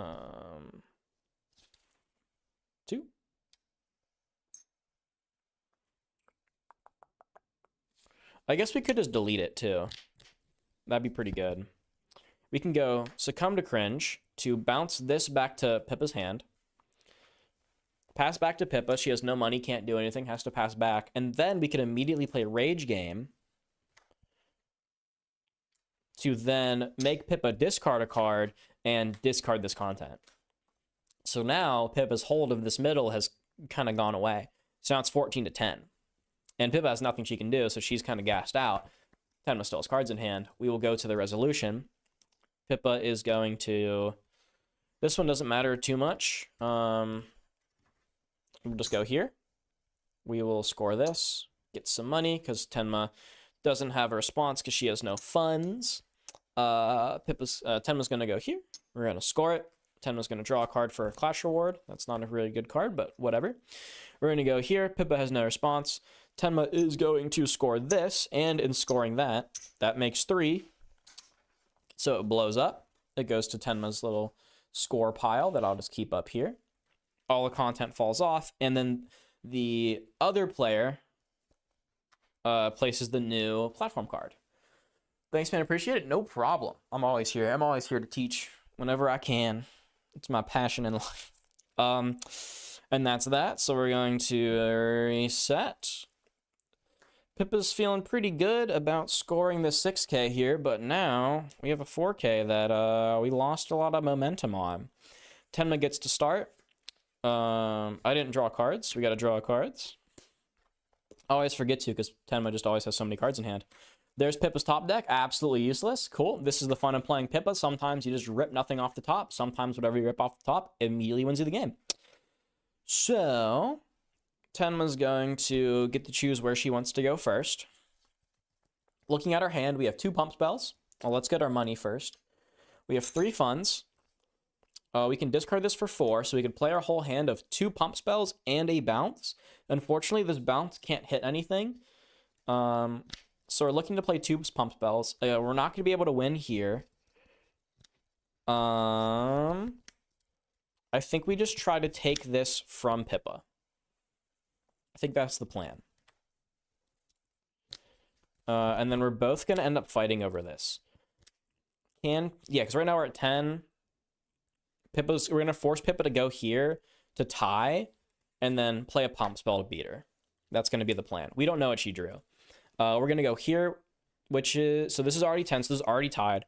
We're going to go here. Pippa's going to go here to beat us by 6, and then we're just going to, and it'll be great. Pippa has, no, she can't really do too much this turn. She has a pump spell. 10 moment here for 14 to our 10. We can go 16 and then try to go like pump for pump because we don't quite know what she has. So someone made somewhere I can see the entire card list. I haven't seen the Google Doc. I've seen the card list on the website and they have some stuff, and I've looked at like the Twitter reveals, but I'll have to go look at the Google Doc for all the reveals. But I'm sure there's somewhere where you can see all of the revealed stuff. Right now, all we have to print and play are these demo decks, because product doesn't ship until May, so it's still very new. So you get to discard this for 2 stars. We can either try to contest this and score it. I guess, but yeah, if we score this, we immediately win the game, right? The question is, it's 10 plus 4 cards and 3 money. Can that do anything to us to win? If we go here, we immediately win the game. Or we can gamble that Tenma has nothing, go here and try to get an early lead on it. And then if she does move here and has a pump, we can try to discard this to go pump for pump and go to 8.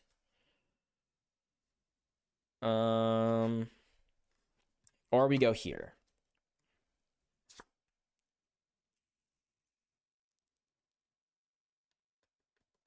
We can beat 1. I gotta remember the math in this game. So we could beat 1 pump.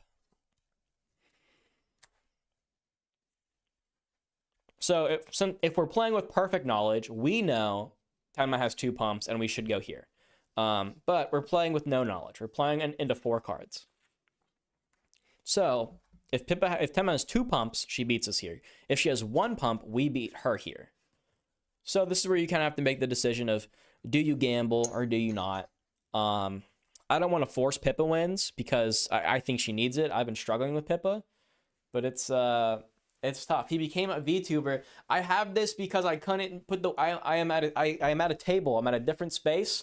My webcam's at my computer. This is a webcam, and my other webcam's at my computer. So this is what we're rocking with, and I made this in like 30 seconds. I don't know if I'd go. I don't know if we'd go full VTuber.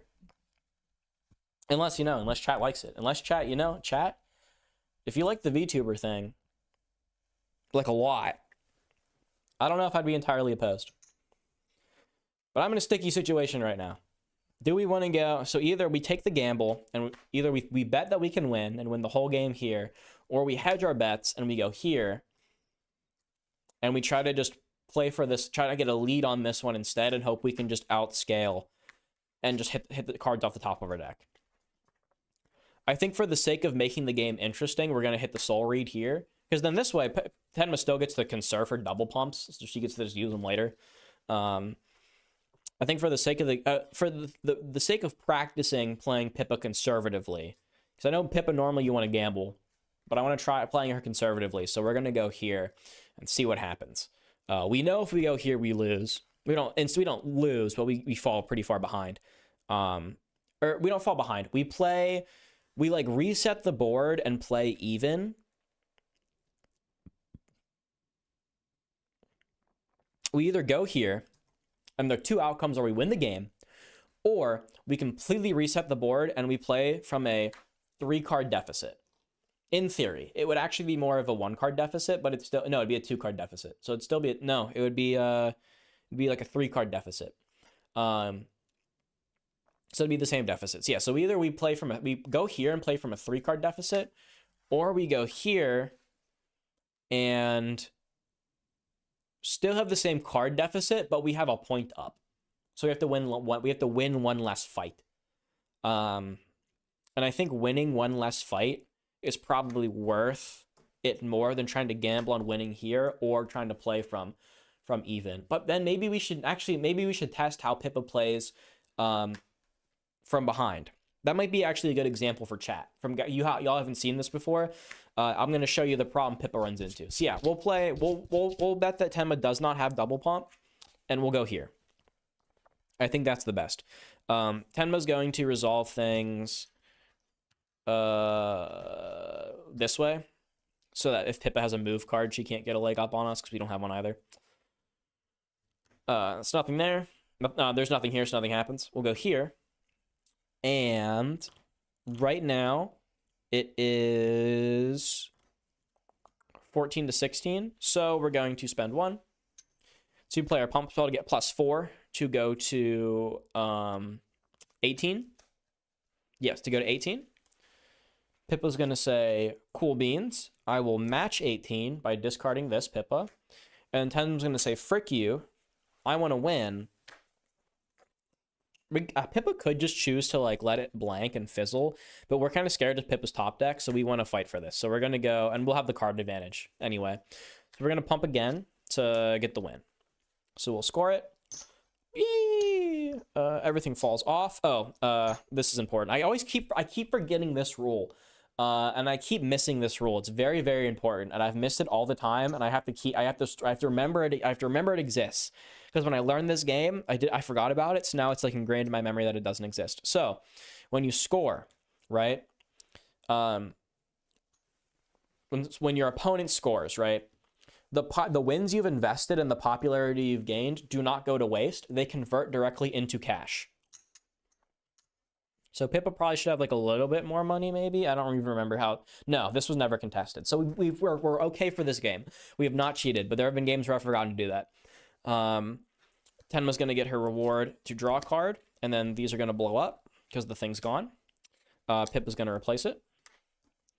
Then we'll move down here. No response from anybody, so Pippa will get her 4th and score it. And then Tenma's 1 popularity will also get converted into money. Then this blows up. Since Pippa won it, Tenma replaces it. We pass the token back to Pippa. And, right? It should be, right, chat? It should be Pippa's token. Yeah, because Tenma just chose to resolve. So yeah. Pass the token back to Pippa. We'll hit our reset phase, draw some cards. Get some money. Give Pippa her money, and let her draw her 1 card. Oh, great. It's useless. Cool. That's super fun. And we have the first player token. That's also not ideal. That's really not what we want to see. We actually want to go second here. So Tenma doesn't know what we have.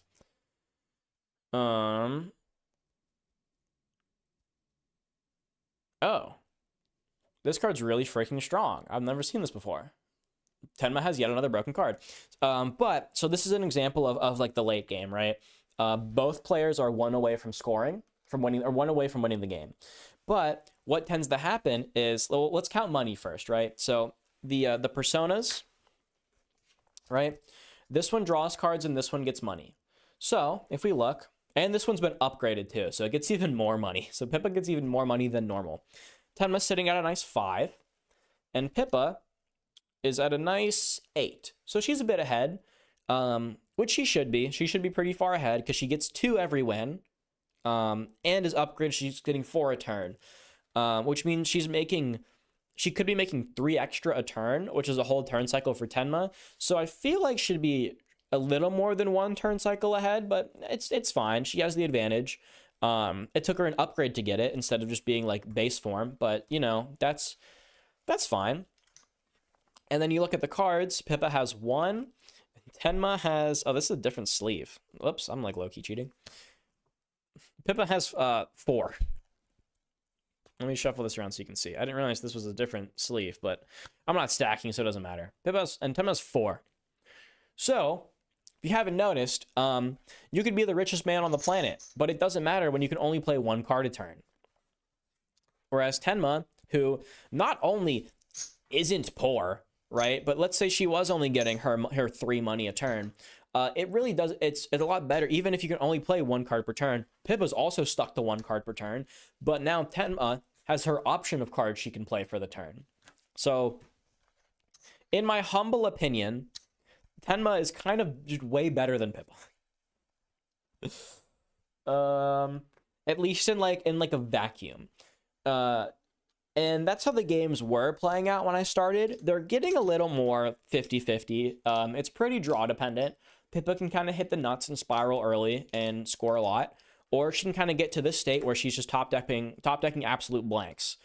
Right, this is another dead card, but sometimes she just hits gas off the top and wins off of it. But now Tenma's in a situation where she's got a lot of good options. So Pippa's gonna choose where she wants to go. We'll just go. It doesn't really matter. We'll just go in the middle here. And then we have an absolutely useless card. So we're just going to hide that from our opponent. And then Tenma has a choice. She can either contest or she can move.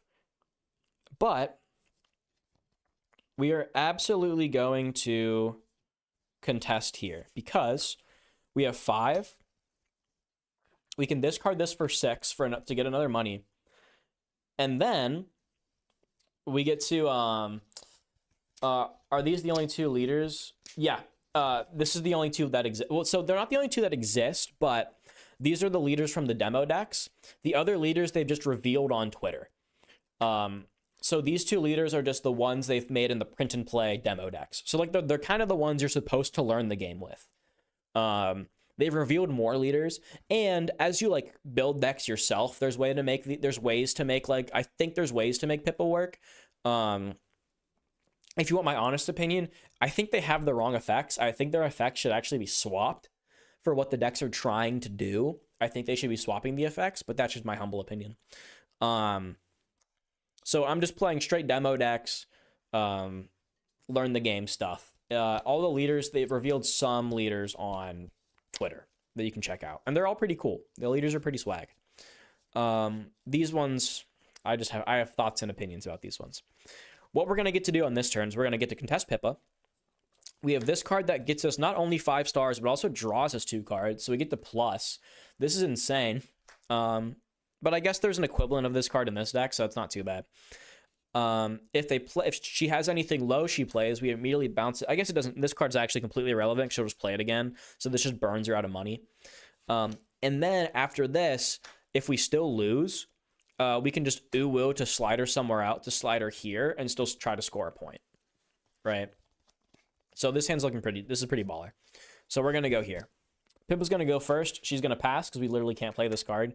We're going to see that pass, thinks she has something in the battle phase. So we're just going to also pass because we have nothing to play. Whoops, we have that. Yeah.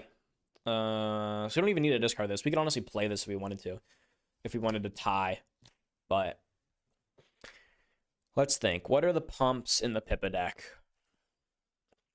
She can get, her content gets, I don't think Pippa can actually pump herself. I don't think there's any persona pump. There's a +2. Yeah, I think the only pump is a +2 to persona. So we have to beat 8, which this beats exactly. So we can just pass and not care. We're going to go to scoring. Pippa's winning, so she'll pass. Well, first we'll decide to resolve this way in case Tenma has shenanigans. So nothing will happen. We're pretty confident we can beat Pippa here, so we won't move. We'll save it for later. Pippa's going to pass because she literally can't do anything. We'll spend 4.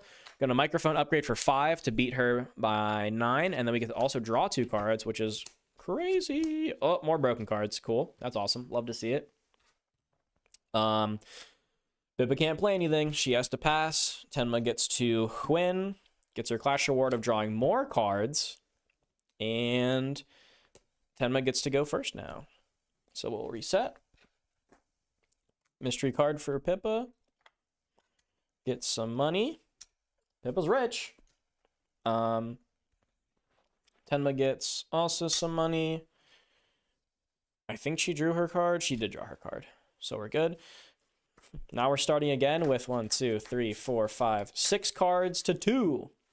Only 4 money, but I would much rather have cards than money in this game, in my humble opinion. We're gonna go. We're just gonna keep the train going. We gotta win, so we're gonna go here. What do we draw for Pippa? Something. We can at least play it, so we'll contest. Alrighty, Tenma go first. We have 4, technically 5 money to spend. Actual other broken card, so that's really nice to have. A pump. So we want to have 4. So we can play something for 2 right now, which we don't really want to do. I think we'd rather tie Pippa and force a response. We'll spend 1 to play this for just to get 6. Just to tie Pippa, make her do something, but we're going to get plus 10, so that's going to be awesome. That's a little insane. Pippa's going to spend 3 for marshmallows, which luckily lets us draw a card, so that's cool. So we'll get a 10. Ooh, good card. Okay. All right, game's not over. This is the fun of Pippa. Sometimes she'll just top deck. She'll just top deck real cards. Tenma's going to pass because we want to play this pump spell. Pippa is going to pray she has enough money. 1, 2, 3, 4, 5, 6, 7. Absolutely does. Thank you, upgrades. 7. 7 big ones. For Mukbang ASMR, we can activate this to move this to another platform. So we do it during our main phase. So next main phase, we'll be able to move this and then play this and draw some cards and get back up in card advantage, which will be really, really, really nice. But right now, we're sitting at a nice 20, which actually is going to beat Tenma's 16, which is pretty good.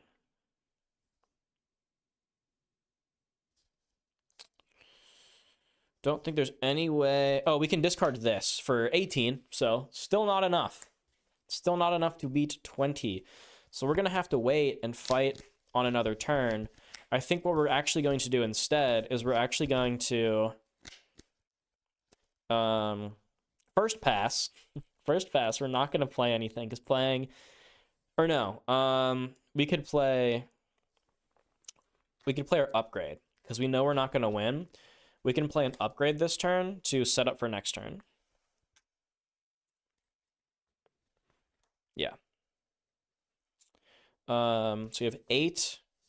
Yeah, because now we don't have the money for the big pump. Otherwise, we would be able to tie, but we don't want to do that. So we're going to play that. Tenma's going to pass with no card. Sure, we're going to play this next. We're going to play this later when we can move stuff. And then Tenma's going to want to resolve this way. That way we can move. So nothing happens there. We're going to go here. We're going to choose to do nothing, and Pippa is going to score this. Get 2 money. Tie it up. Then we're going to resolve this one. We're going to discard the Uwu to move this. That way we get our Clash reward of drawing a card. And now we're also contesting over here at the same rate. So now it can almost turn into just like a blind race. But we luckily have this, which helps us out a lot. So this is gonna get kind of interesting. Have a flock in the work. Have a good game. Thank you. Good luck at work. Hope you have a good time at work, which is difficult, but I hope you nonetheless. I hope you have a good time. And then that's gonna resolve.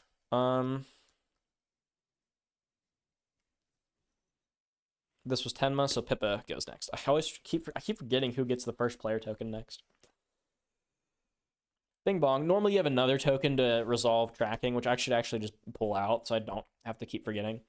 We're going to go into the regroup phase. Actually, that kind of works because we want the money from that. We get 4 money now. On par with Pippa's 4 money. Bing bong. I moved the wrong card. That's awesome. And we're going to top deck for Pippa. Ooh, fundraiser! We get more money! Hooray! It's going to be pretty irrelevant. We're going to choose to go. So here's where we get to choose to fight. I think we're going to just split our stuff. We're going to do one of these. And then secretly actually fight here. Yeah, so we'll do that. So we'll go here. Tenma might just try to race. I think that's not a bad idea.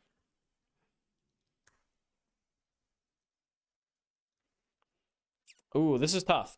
So what might end up happening is if we try to race, right? Pippa goes first.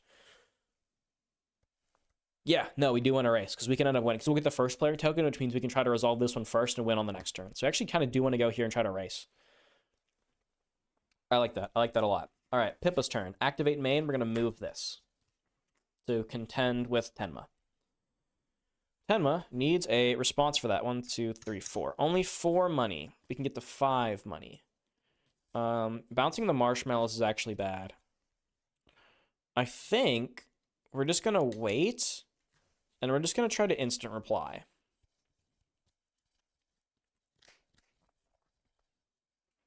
And see what Tenma play. Let's see what Pippa plays. Yeah, we're going to pass and see what Pippa does. Because if she does something that makes us want to bounce this back to hand, we'll do that. The problem is this one play that draws a card. So we really don't want to give Pippa extra cards. So we're going to wait and see what she plays and see if there's something better we can bounce. Because right now it's not looking great. So we can discard this and play this. And then we're just going to try to go super pump this Tenma to try to score this. To hit 16 and beat this 10. So I don't think Pippa can do a lot about that. Fun thing about Pippa, though, is we get the draw cards. I'm going to pay 2 to play React Meta. We draw 1 card for each platform where we have a content card. So that's 2. So we're going to draw 2. Ooh. Oh, that card's useless. The second card, though, is really good. You can move one of your content cards to this platform. So we can tuck this to try to beat here. Oh, yeah, we can resolve this way. And this is a 7. And I think we have exactly 6. We do. This is perfect. So we're going to go pay 4. Play Fundraiser here to try to lock this down, and then we can try to move it over here to score 17 to see if we can beat whatever Tenma does. Yeah, because this one doesn't do anything. So we'll do that.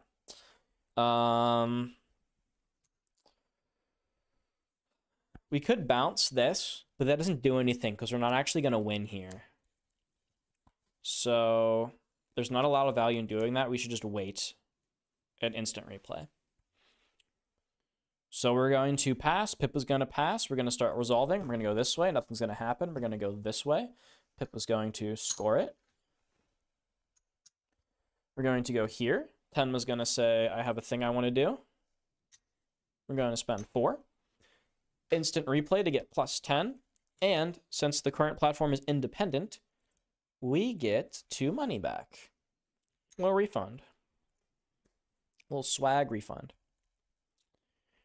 Yep. Then Pippa is going to be like, all right, 16, I got to beat that. I will spend 2 to play my time to move a content over here to go 17, which is pretty good. And then Tenma's going to say, frick you. I'm going to get 2 stars by discarding this mega capping to go up to 18. Tenma. No response. Couldn't have played this if we wanted to. So maybe, I guess in hindsight, the better Tenma play would probably just be starting here. But we don't know Tenma's not going to go here and fight us for this, so we kind of want to try to secure this. So never mind, we're fine. Oh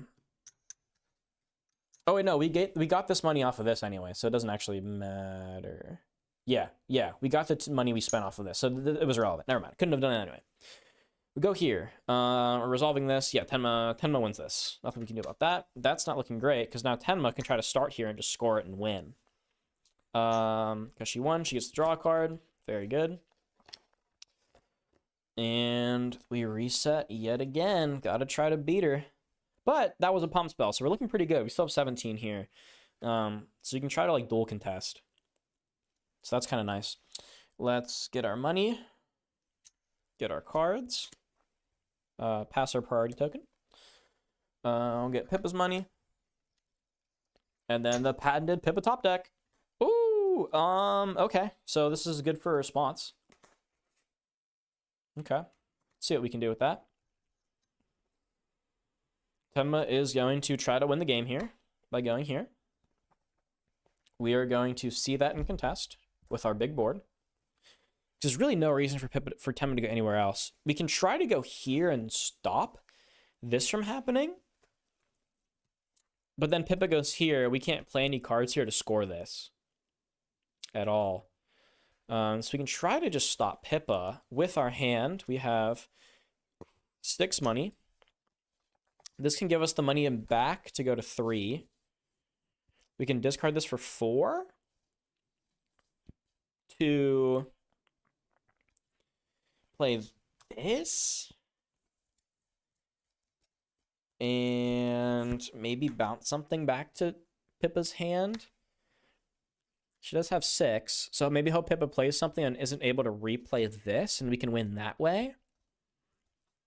And we can stop Pippa from winning the game here. You might have to do that, because I don't think we can beat 17. Because we can't bounce anything. We can play this to go to, what did I say, 3. Pay 5, we get 2. Go to 3. We can discard this for 4. To play this, we can get to 16. So yeah, we are not gonna beat this no matter what we do. So we just have to try to stop Pippa. So we gotta go there. Pippa is going to contest this because we want to win. We just want to win the game here.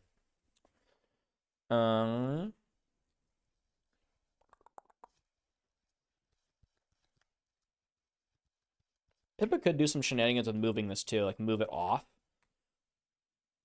And then hope Tenma can't like move pump. But her hand's pretty fat, so I don't think we want to try that. I think we want to go, well, it's at 10 to 8. Tenma goes first. Tenma is gonna just start fighting for this. To pay 5. And then since we have an upgraded persona, we get 2 back. So it only cost us 3. So now we're at 16. Gotta try to beat 16 with Pippa. 2 or less. You might end up having to vomit drawer that away. We'll see though. We'll do you laugh, you lose. Just a 4. Just gets us to, ooh, not a good number, 14. 14 to 16. We might have to move this actually and just gamble. 14 to 16. We're gonna spend 2. Just do this to go up to 18. So now 14 to 18. Really don't have a choice here. I'm gonna have to move this and hope Tenma can't go over here. This is an action, so we can't hold it. So if she does do something goofy, it might come up, but it also might not. So we'll go here. Tenma having not too much to do. Oh wait, that's an action card. We'll see if this changes things. We're gonna go double pass. We're gonna go resolve this way. Because we can't do anything here. So yeah, we go this way. Nothing happens. We'll go here. We'll go, so it's what, 18, 24? Woof. Yeah, 24. 24 to 18. We can make them go -4 to 20. We can discard this to get a money. Play this to bounce one of these. Oh, we can bounce this now. Now that there's no value. But that only gets them to 20, and we're at 18. So I think Pippa gets to win again. Pippa gets to 2-0. That's pretty good. Need a clause to spend around 5 monies to draw a card. Oh my. Yeah, it'd be great if Pippa just had ways to draw cards. She'd be crazy. She'd be so strong if Pippa had a way to just draw cards. Yeah, Pippa wins this. So sick. Pippa 2-0. So this has changed a lot from 2 nights ago where I couldn't win a game on Pippa. So I think it is just very reliant on your draws. And how you... Okay, so here's a fun thing. Okay, I'm going to get into a Pippa rant real quick because I've noticed something. Let's rant about Pippa, about Pipkin Pippa's cardboard, because it's... I have a lot of questions.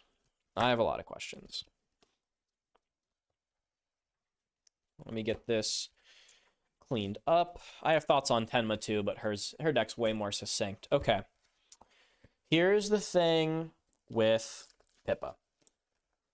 So in this game, the way your deck is comprised of cards of your persona's color and their genre. So there's 3 colors and like 4 genres. Pippa is a red Zatsudan. Zatsudan is Japanese for yapper, just like me. So she can play any red card. So like this one, this one, this one. These all have different genres, but they're all red, so Pippa can play them. And she can play any Yapper card, so she gets to. So all of her off-color cards are Yapper genre, right? So the deck building is actually super open, which is really, really nice. Now the colors do have themes. So the colors kind of play like deck archetypes. Green is the economy color. Green gives you a lot of money. That's its main thing. It does is give you money. Some things let you also let you draw cards, right? But what it really does is it gets you economy and gets you money, which is really nice. Purple is like the control color, where instead of putting a bunch of content on platforms and winning stars, it instead wants to remove your opponent's content from their platforms and win that way. So it wants to be very controlling. So you have like this, which lets you delete stuff. There's the purple card in Tenma's deck that bounces cards back to hand. It's all about removing content. Red is sort of like the aggro color. It wants to put a bunch of content on platforms and score them. It wants to score. It wants to score as much as it can. It is score, score, score the color. So Pippa, being red, is the aggro strategy. She's all about scoring really fast and as fast as she can. The problem that I keep running into is that, maybe it's not a problem, but Pippa has two different game plans. I guess this is kind of a different card.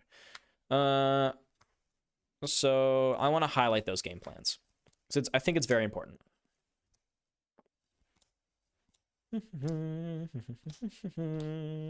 That's important.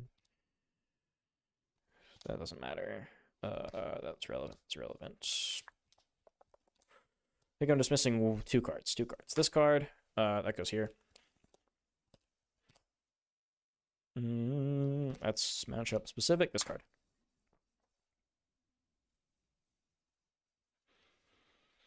You could even almost count this card. Okay. So she has two game plans. The first game plan is dominate.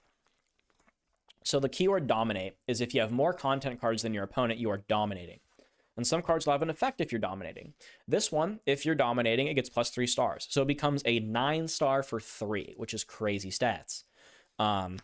Big Cheese, probably the best card in the deck, and this is how I've won most of the Pippa games, is if you're dominating this platform, you get 1 popularity on it, which basically means if you play this card, you just win an entire clash for free. You get to skip 1 clash ahead. You get 1 popularity point on the platform. And then you can throw in hype here, where it's just 1 content on this platform gets 5. 5 for 1's really good. With no conditions, an unconditional 5 for 1's really good. So part of Pippa is all about dominating. It's all about stacking all of your content on 1 platform, dominating it, and then stealing games, right? Getting really big, stealing the game. The other half of Pippa, this card just says you want to go fast. You laugh, you lose. While there's no opposing popularity on this platform, this card gets plus 3. So while your opponent has not scored on this platform at all, it gets big. So it's a 7, but as soon as your opponent beats you, it goes all the way down to a 4. So you want to play this early, get a lead, score the platform, start establishing, start snowballing. That's what this deck is. So this really clues you in that this is like the aggro deck, right? This card is the earlier you play this, the more ahead you get, the better this card snowballs. Late game, this card's terrible. The second half of Pippa really wants you to spread your content. So typically, you can only play content on the platform that your persona is on, right? So you have some of these cards, like both of these cards, can be played to any platform. This card has the activate of you can just move it to a different platform, right? Let 'em cook I put in here because it's a 5/13 that says when played, delete all of your content cards on this platform, which means you want to take a turn to drop this card on a platform that has no content on it, so you get value while you're putting all your content on other stuff, right? Put all your content other places, and then you spread this somewhere else, and it's huge on its own. You have My Time, which says you can move your content card to this platform. It's an action. Normally, this is a combat trick that you'll use to get a star advantage on your opponent and steal wins. But, it moves content around, throws into the spread plan, And the biggest proponent of the spread plan, if it's not these, is this card, React Meta, which is draw one card for each platform you have a content card at.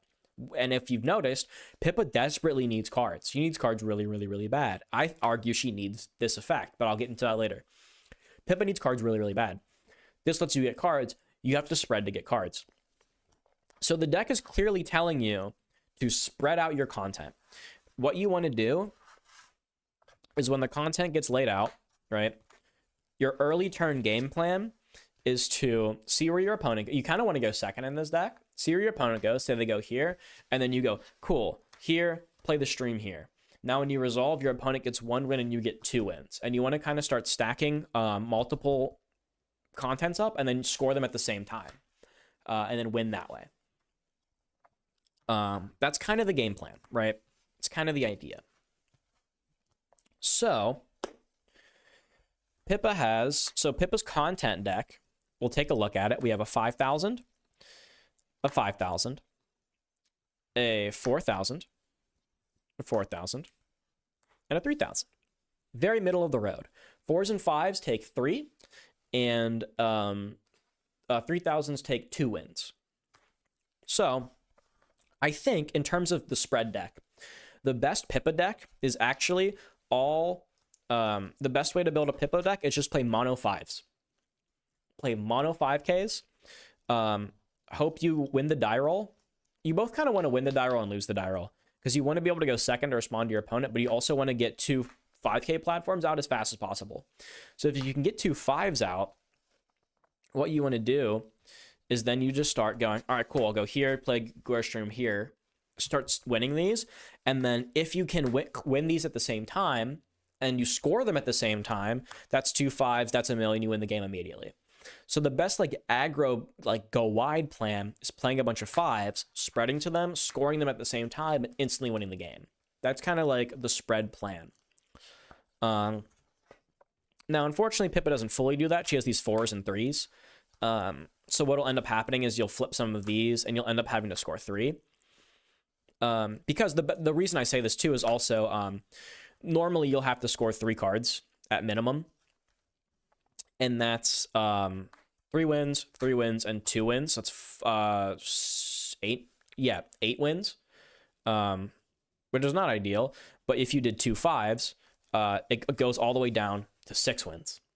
But this is my secret sauce. This is the secret sauce. Don't tell anyone about this. Normally, your options are either go really low to the ground and score this way, or score the 5s. The part where this gets really weird is the deck clearly doesn't want to get you too low to the ground, because if we go over and we take a look at Tenma's location deck, we have a 3, okay, a 2, 2 6s, and a 4. So if we're trying to go wide, score as fast as possible, we'd probably benefit from more of these 3s and 2s that take less wins to acquire, right? Wrong. These are actually really, really bad for us. Because what'll end up happening is, let's say we have a board like this, where it's all really low scoring cards. Sure, we only need, like this one, we only need to win once. We can slap a Guerra stream on it, right? If this is like turn 1, we can go awesome, sick, here, right? And if we get these, we score this and are 1 away from scoring this. That's cool. The problem is, whenever you score a platform, all the content on it blows up, right? That's really bad for us because we don't draw cards. We get money, but we don't draw cards. Notice, like, remember, halfway through these games, we go into top deck mode, right? Every single late game on Pippa is always played on top deck mode. You'll never have cards to choose from in the late game. So going wide on small platforms like this is actually really bad because you're going to start losing your board. You're going to start losing your board really, really quick. How's oshi-push going? It's going good. I'm explaining the Pippa problem. How I've coined it. The Pippa. I'm explaining the Pippa problem. So if you go too wide on these low cost cards, you're going to end up just minusing yourself a bunch, and you'll have score. Let's say you score all of these. Well, that's only 8. You still need to score one more card, and your hand's guaranteed empty by now because you've just lost all your cards scoring these. So going low with Pippa is actually really, really bad. It's really not good. What I think Pippa actually wants to do is do the dominate game plan. Pippa's not a go wide deck, right? If anything, Tenma kind of wants the go wide cards because she has the clash effect to draw a card, which means Tenma can afford to just spread out all of her content across all the platforms and score them a bunch and kind of haphazardly, because if she's scoring, that means she's getting clash rewards. So all the cards you're committing to your field, you're getting back in clash rewards and refilling your hand so you can continue applying pressure, right? So I think if they really wanted to give Pippa the spread game plan, she should be able to draw cards. It doesn't make sense that her plan is dump a bunch of cards on the board, cover the board in content, and then lose it all, right? With no get back. It doesn't really make a lot of sense. So is Pippa fixable? I'm so glad you asked. Pippa is absolutely fixable. All she needs is to focus on the other half of her deck and steal Tenma's locations. So fun thing I noticed is every time I have won with Pippa, it's because I've scored one of Tenma's platforms. And the reason this is because Tenma has a kind of platform Pippa doesn't have. Tenma actually has 2 kinds of platforms Pippa doesn't have. Tenma has a 1-win platform for 2. This is good for Tenma, bad for Pippa. You never want to touch this as Pippa. You're just throwing cards away. But what she has that I thought Pippa was going to hate, I think Pippa actually loves, are these 6,000s. So 6,000s cost 4 wins, which is a lot. That's slower. Normally, so a 6 and a 4, there's 2 card wins. You either get a 6 and a 4, or you get what I think is Pippa's bread and butter, 2 5s. Now, I think these are 2 different decks. So this is fun. So red gets to be aggro, and so this is why I really like this game. The red, the aggro color, can be aggro in 2 different ways. It has 2 different plans of aggression. Either you make your deck mono 5s, right? I think this is probably the most optimal way. Not optimal. There's 2 plans. There's either the spread plan. So Pippa has 2 plans. First, there's the spread plan, where you play all these cards that can be put on other platforms, stuff that can move itself to other platforms, stuff that's really good on its own, and stuff that also moves cards to platforms, right? You want to spread out your content, not worry about just sticking to where your Oshi is. You want to play everywhere. To do that, you want to play mono 5s, because 5 plus 5 is 1,000,000, right? I guess 5 plus 5 is 10, but in this case, 500,000 plus 500,000 is 1,000,000. So what you want to do is load your deck with 5s, get 2 on the board, and then you just want to spread out to both, right? You want to play the spread game plan of trying to stick to both. And honestly, it doesn't matter where you are. You could be like, you could establish this here, then go Pippa here, and then play both these here, because these can play anywhere. And you want to start scoring these at the same time, because if you score them at the same time, you immediately win the game, because that's 1,000,000 right there. So you want to just start double stacking these, and double stacking wins. And then bing, bang, bop, score them, you win the game. That's the spread plan, which luckily they kind of gave Pippa access to. She only has 2 5s, which isn't great, and I don't think Tenma has any. So I think this is where the issue of the spread plans coming up is they give you 8,000 cards that do spread, but not enough platforms. You only get 2. So Pippa kind of lives and dies by the platform deck. If she hits her 2 5s, she can spread and win the game. But 9 times out of 10, she's going to stuck getting these freaking 4s and having to get 3, because most decks have to get 3 platforms to win. Because it's normally going to be like 4 4 3, right? So a lot of times Pippa gets stuck getting 2 platforms, and normally you can spread to get 2, but by the time you get 2, you're gassed out and in top deck mode. So you're just top deck mode trying to fight for like this last 3K, which luckily it's only 2 wins. Sometimes you can skirt it out, but like it's a lot of it's a struggle. So I think the big issue with Pippa right now is her platform deck, in that it's because it's a demo deck, it's only like half catered to her actual plan of spread, which, remember, Pippa has 2 plans, but all of this is spread, and then this is the dominate package. And this is a one-of. So, like, Pippa's all about spread, but she doesn't quite have the tools to use it. But notice how I mentioned she has a second plan. She has the dominate package.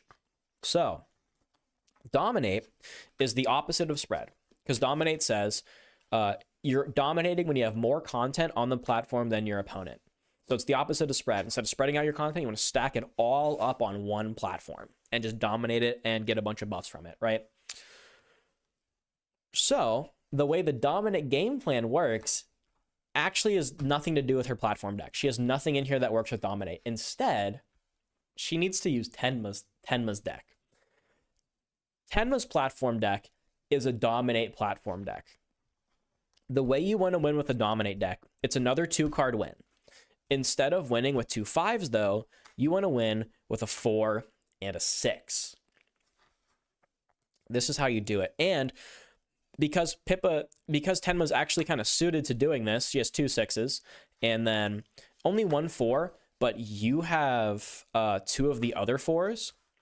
So whereas the dominate game plan across both decks, dominate gets 5 platforms that support it, the spread plan across both decks gets 2. And then you're left with these 3 like sad platforms that kind of suck, but they're more for Tenma than anything. Right?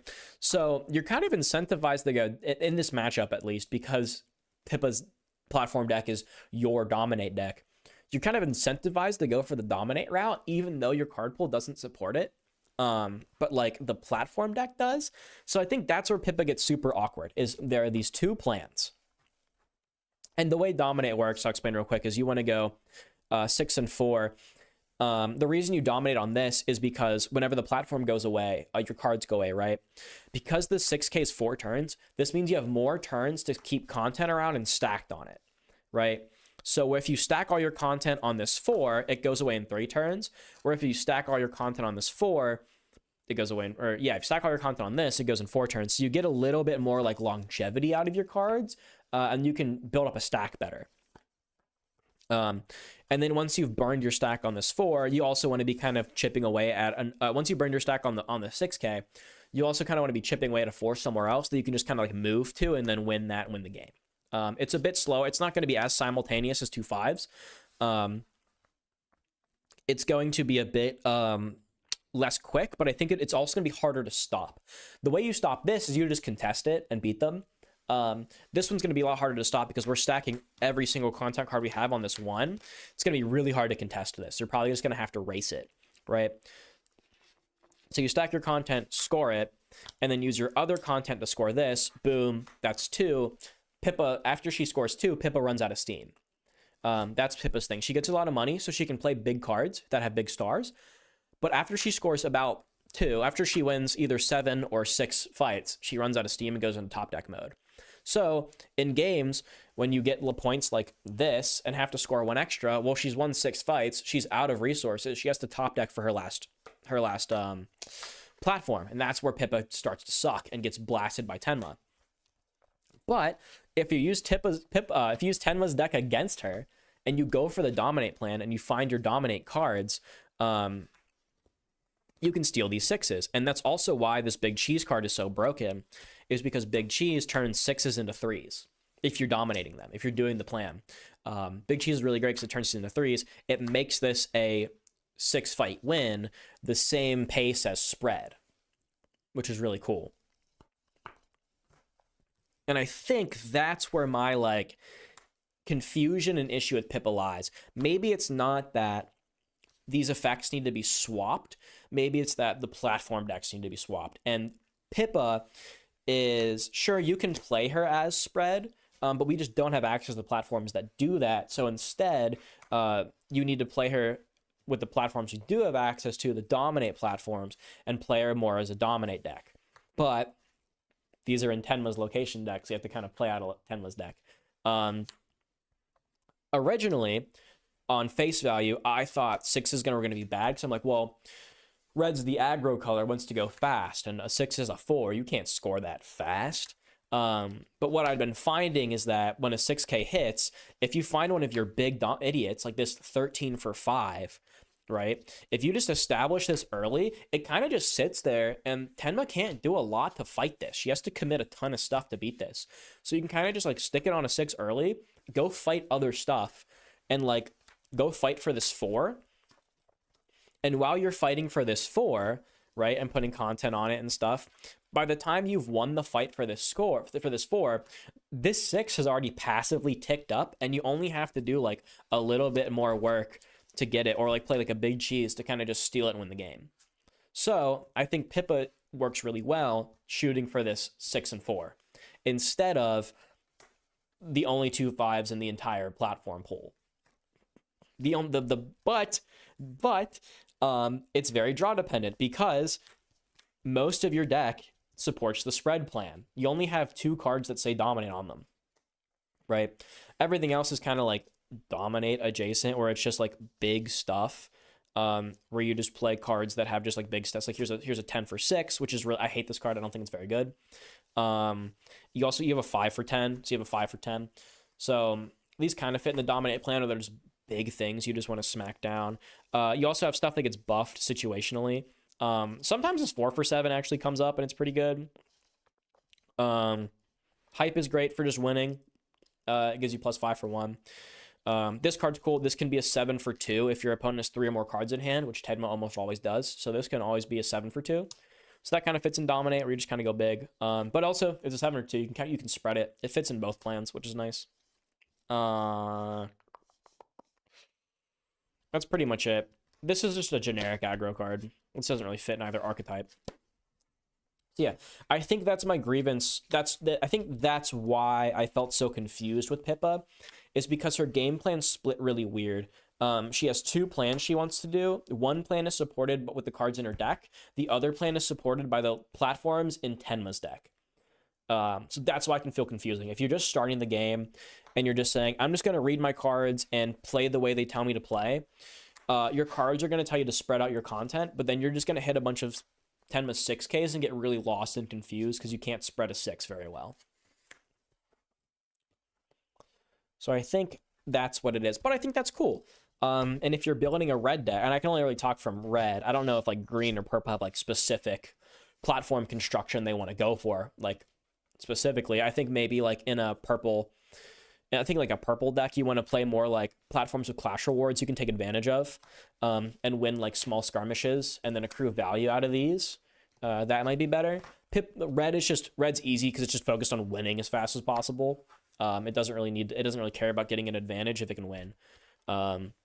I think like the philosophy of Pippa is she gets money to play really big cards, and the idea is who cares if you run out of cards if you already won the game. And that's kind of like the mindset you kind of have to play Pippa at is, it doesn't matter if you're top decking if the game's over, right? So there are 2 ways red can win. They can either go for 2 5s and spread them and win it in 6, and try to spread for it, or they can build their deck to have 6s and 4s and try to stack the 6 with dominate and dominate the 6 passively and then fight for a 4 and win the game that way. But I think these are like the 2 avenues that you take red. 4 is also cool because it does give you access to the 4s with effects like these. So you can play a deck that looks like this, or whatever's another 6. So the ideal dominate deck probably looks like this. I would almost put in another 6, because if you're dominating, you could honestly almost attempt to stack 2 6s. I think it's a little sussy, but you might be able to do it. So I don't know if you play a third 4 or a third 6. I think I'd have to actually test that. But a dominate deck would look something like this. Especially this 6, where the clash where you get money for winning this 6. This card's great. It would definitely look like something like this. And I think, and then the reason Tenma feels so good on the vice versa, the reason Tenma feels so excellent is not only the fact that she lets you draw cards for winning, which is way better than getting money, but her location deck is actually suited for her. Tenma also wants to stack up on locations. She wants to do the 6/4 dominate plan. And that's why, her deck's built like this. She has these really low cost ones. I'm guessing it's to balance out the math where Pippa's supposed to be like middle of the road numbers and Tenma's like extremes where she has like cards that win in 4 wins and cards that win in 1 win. But I think these are just kind of terrible. The idea is to make both decks have to win with 3 locations. So you have to go like 6, and then like if you find the 4, awesome, you can win here. But normally you go like 6, 3, 2 and win that way. And it's still 7 wins. It still totals to the same, but it's fine. The reason Tenma can get away with playing stuff like this is because she wins when she draws a card, right? So Tenma doesn't really care about committing cards to these 1 winners, because if she wins them and she's on it and she scores it, she gets to replace the card she spent on it. So where these are terrible in Pippa, you do not want to score these low cost ones because they'll just burn through all your cards. 2 is such a small number, it literally doesn't matter. There's no way to win in 2 cards with this. It's always going to be 3. It's really, really, really bad. There's even a situation where you can win in 4, right? If you hit this, that's 9. So this is really terrible. You really don't want to hit this. Tenma is fine with it because she can get the card back. Pippa can't. So if you see this come up, you just give this to Tenma. You just give it to her. You cannot win this. Maybe if you can find a way to like cheese it, if it's open and you can just stick your persona on it and win that way and not lose anything, then it's fine. Then it's totally acceptable. But if you have to never commit content, that's what I should say. Never commit content to this. Tenma can commit content to this. Pippa can't. Pippa just has to go to it and hope she can win it. If you commit content to this, you're probably gonna lose. So I'm guessing it was there to balance it out, but Tenma also probably wants to do, she can do 6-4. Honestly, Tenma might even want to do 5-5 because Tenma loves to spread, right? Effects like this make spreading phenomenal, because you get to rip all the cards that you're just dumping on the board. You get to make up for. Pippa has to be really deliberate about what card she's using. She has to win very specific numbers. That's why she kind of wants to win stuff that it's big like 6s, where she can commit all those cards to one spot and get value out of it. If she's just chucking cards willy-nilly and losing a bunch of tempo and value, it's going to be really bad for her. Tenma doesn't have to care. She can lose all the value she wants. She's just going to get it back when she draws more cards.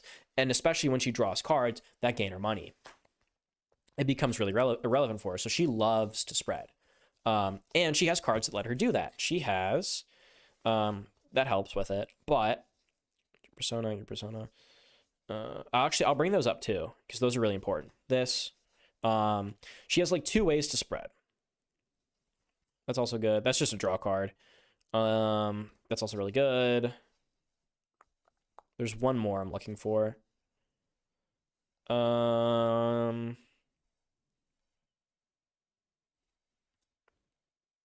mean, there's a bunch. This one. Okay. Tenma has a couple ways that she likes to spread. First off, cards that are actually spreadable. You have this thing, Depressed Single Divorced Fathers. It's a 2-for-1, which is not great, but it says when you play a content to this platform, you get to bounce this somewhere else. So where Pippa can just has content you can just like put somewhere else, this one, you have to be on the same one and be playing content to it to bounce it, but it can keep bouncing around. So you can keep spreading this and putting it where you want and like offshooting this to random other things to like score on the side. So you can like play, and my favorite play to do is to combo it with Confessional Stream. This is a 3-cost play, so you can do it on any single turn because you'll always have 3. And you can go Depress Single, you can even like, if Pippa's like completely out of cards, you have a way to get 4 stars on all 3 platforms, right? If you have 3 platforms out. Now, this isn't ideal because your opponent gets to pick where they beat you. But let's say you go like, or no, you can't do it on 4. You get to pick 2. So this is where Tenma likes the 6-4 plan. You have a 6 and you have a 4. You want to start committing to the 6 with Tenma. You play Press Single to keep committing. And then you play Confessional Stream. When played, one of your other content cards gets +4 this round. So you give the Depressed Single Divorced Fathers +4, and since you played a content this turn, you get to bounce it somewhere else. Now you can bounce it over here. So now on turn 1, we now have 8 and 6 on 2 different platforms. So we get to start building these. So where Pippa likes to build 2 5s at the same time and score them at win, Tenma is about comboing cards together to be able to build 6s and 4s at the same time by having just really high stats. Where Pippa like goes wide fast, where she can't really like buff the spread cards, she just plays them really quickly. This lets you spread and buff with this combo. So this is nice. So this is part of her spread plan. She also has, where did I put my example cards? Those aren't my example cards. I mean, part of these are.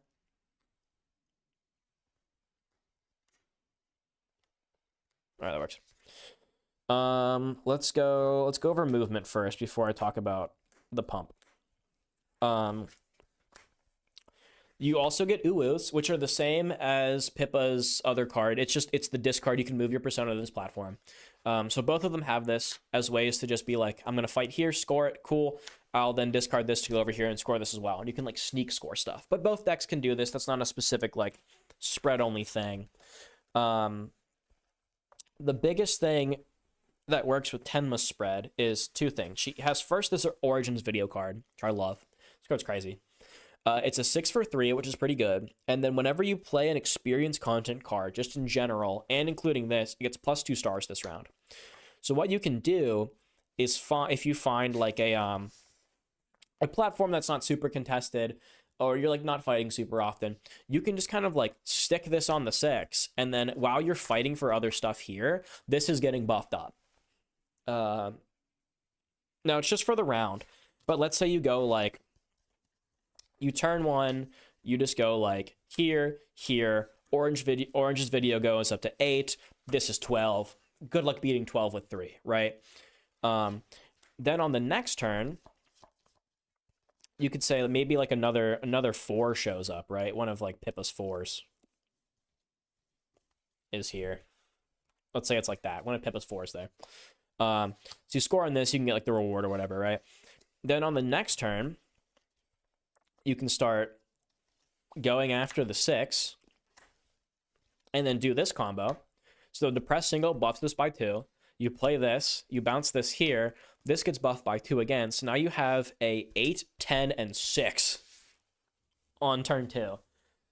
Spread across the board. So this is how Tenma likes to spread. She likes to go like, I'd almost call it more like mid-range.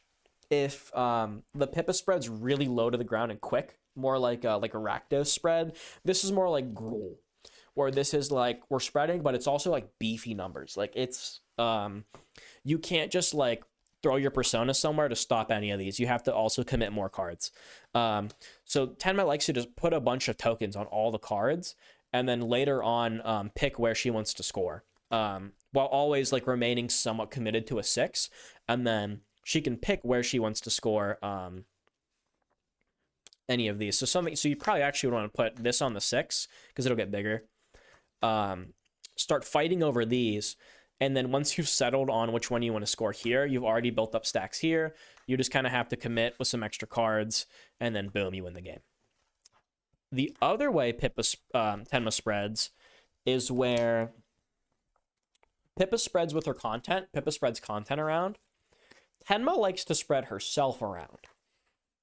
And what I mean by that is we have a lot of cards in this deck that all buff our persona. This one can also buff content, which is important, but all of these cards are essentially combat tricks that buff our persona.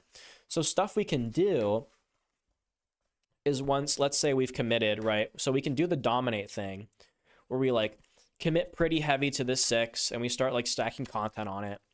And then maybe we like shoot off a depressed over here.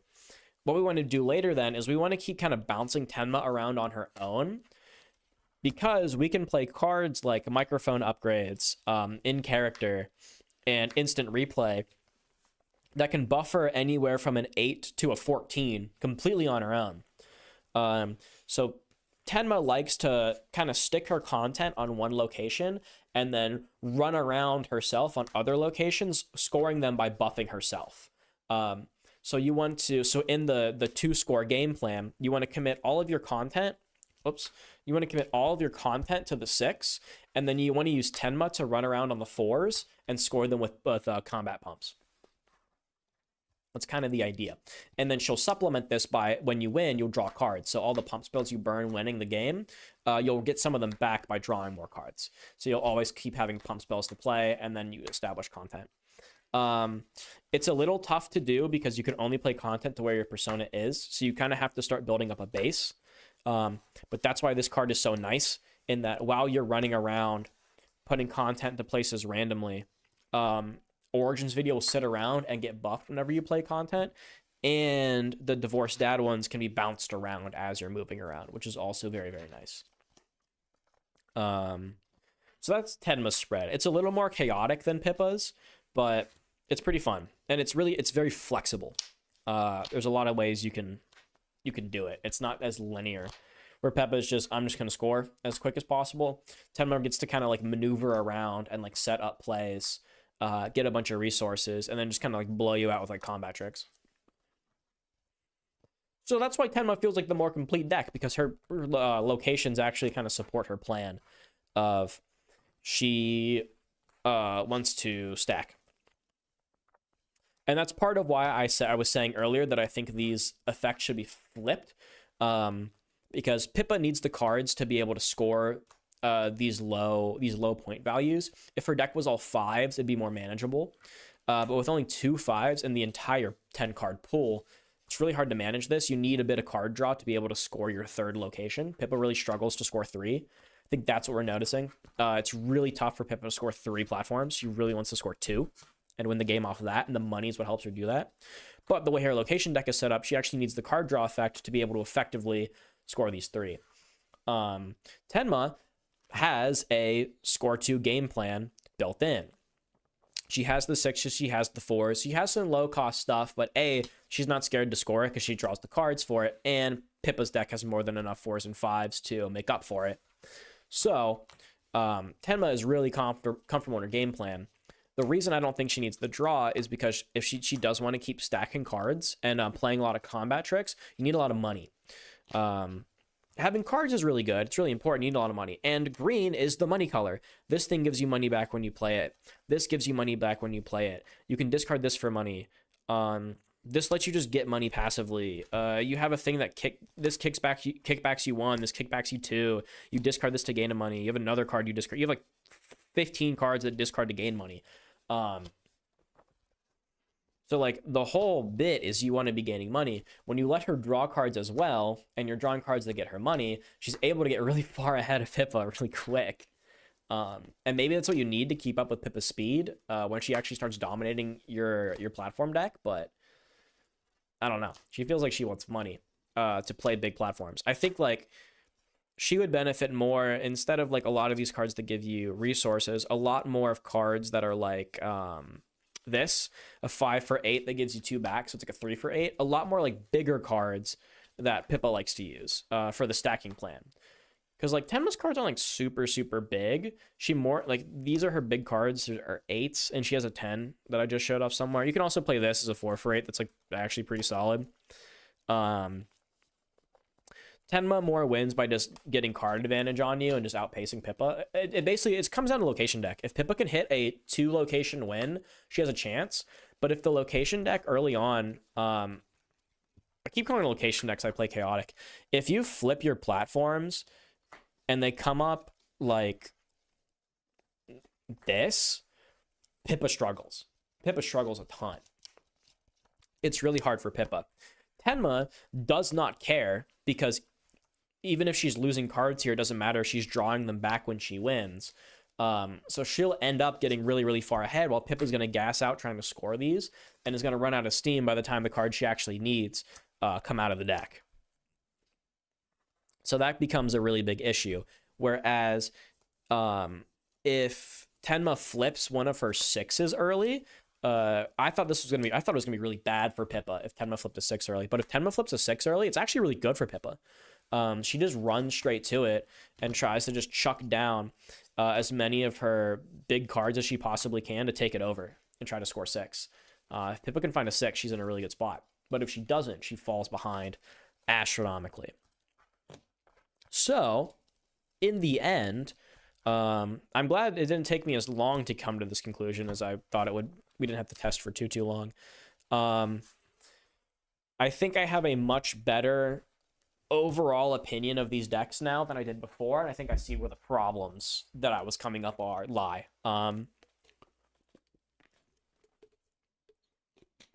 The problem is not that these two have the wrong effect. The problem is that the decks, maybe said they're not optimized. They're not quite built to support what each deck kind of wants to do. Like, Pippa really wants this location deck really bad. And honestly, Temna wants the same one. They probably want the same deck, but for different reasons. I think there's a way you could actually build, you could build aggro Tenma. Because she draws for winning, what you can even do is play a lot of these low-cost locations. And something you can do is out-resource your opponent by like giving them really bad options, right? If you win the die roll, and let's say you're playing against like an optimized Pippa that wants to spread, this feels really bad for Pippa. But you're super okay spreading to these because if you score them, you get your cards back. But it gets really, really kind of icky for Pippa trying to score these because she'll get the points, but she'll lose her cards. So you just let her score some low points, right? Who cares if she scores 2,000? That's irrelevant. She has no cards in hand. You wait until you hit like a big one, and then boom, you take this over. Pippa can't do anything about it. So I wonder if there is like there might be a Tenma spread deck where you cut all your 6s, and you just play really low, and you play for 3 location wins, and that's how you beat aggro decks, is by forcing aggro to try to win off of 3 locations, while instead of their normal 2. So you play stuff like this. And you play a lot of 3s. And you turn these into like, so you play 2 3s, 2 2s, and a 4.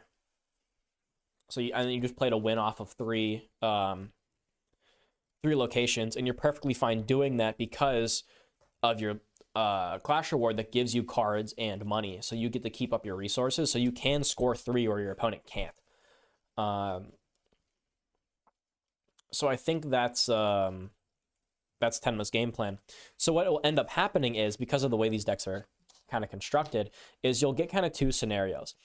Tenma will either hit this half of her location deck, which is really good for Pippa, seeing a 6 and a 4, or she'll hit this half of her location deck, a 2 and a 3, which is really bad for Pippa, right?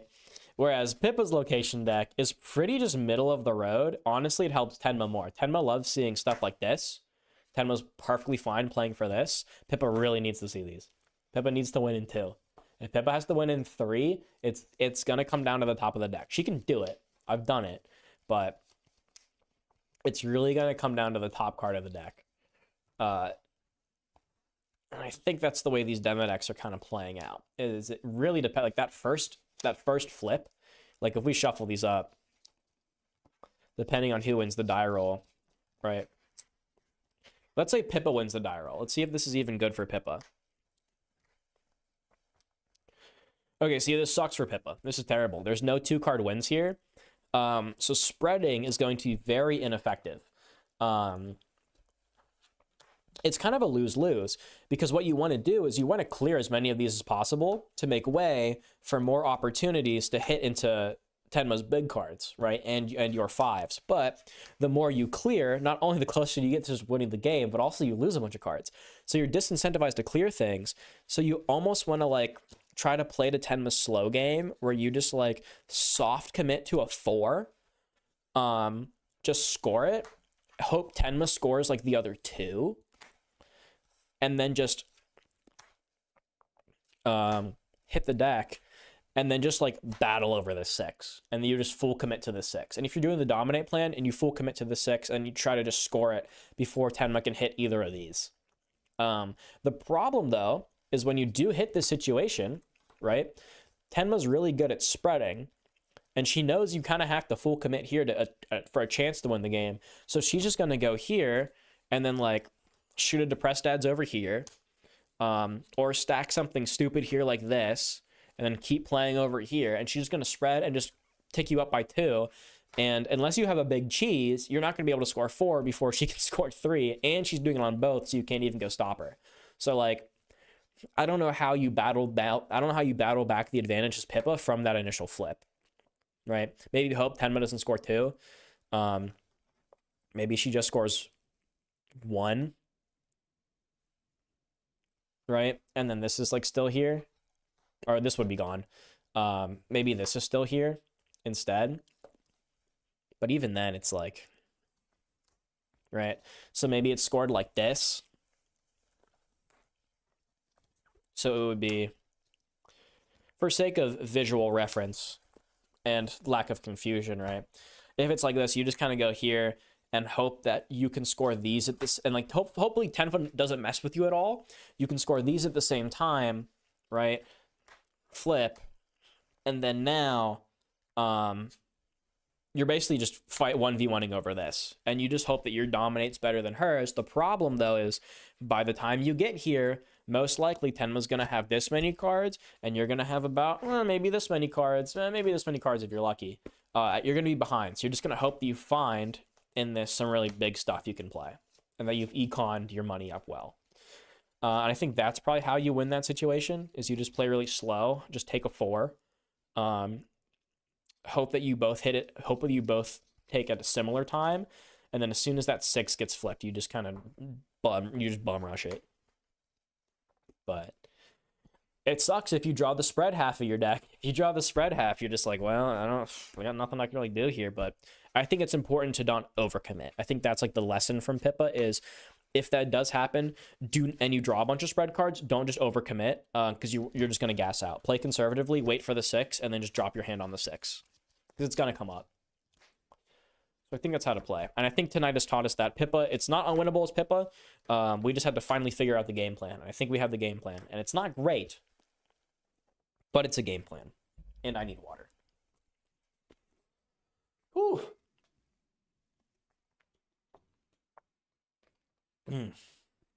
So how do we feel about pushing our Oshis? What do we think, chat? Oshi-push review after you've seen me play it for like 2 hours. How do we feel? Is this game goated?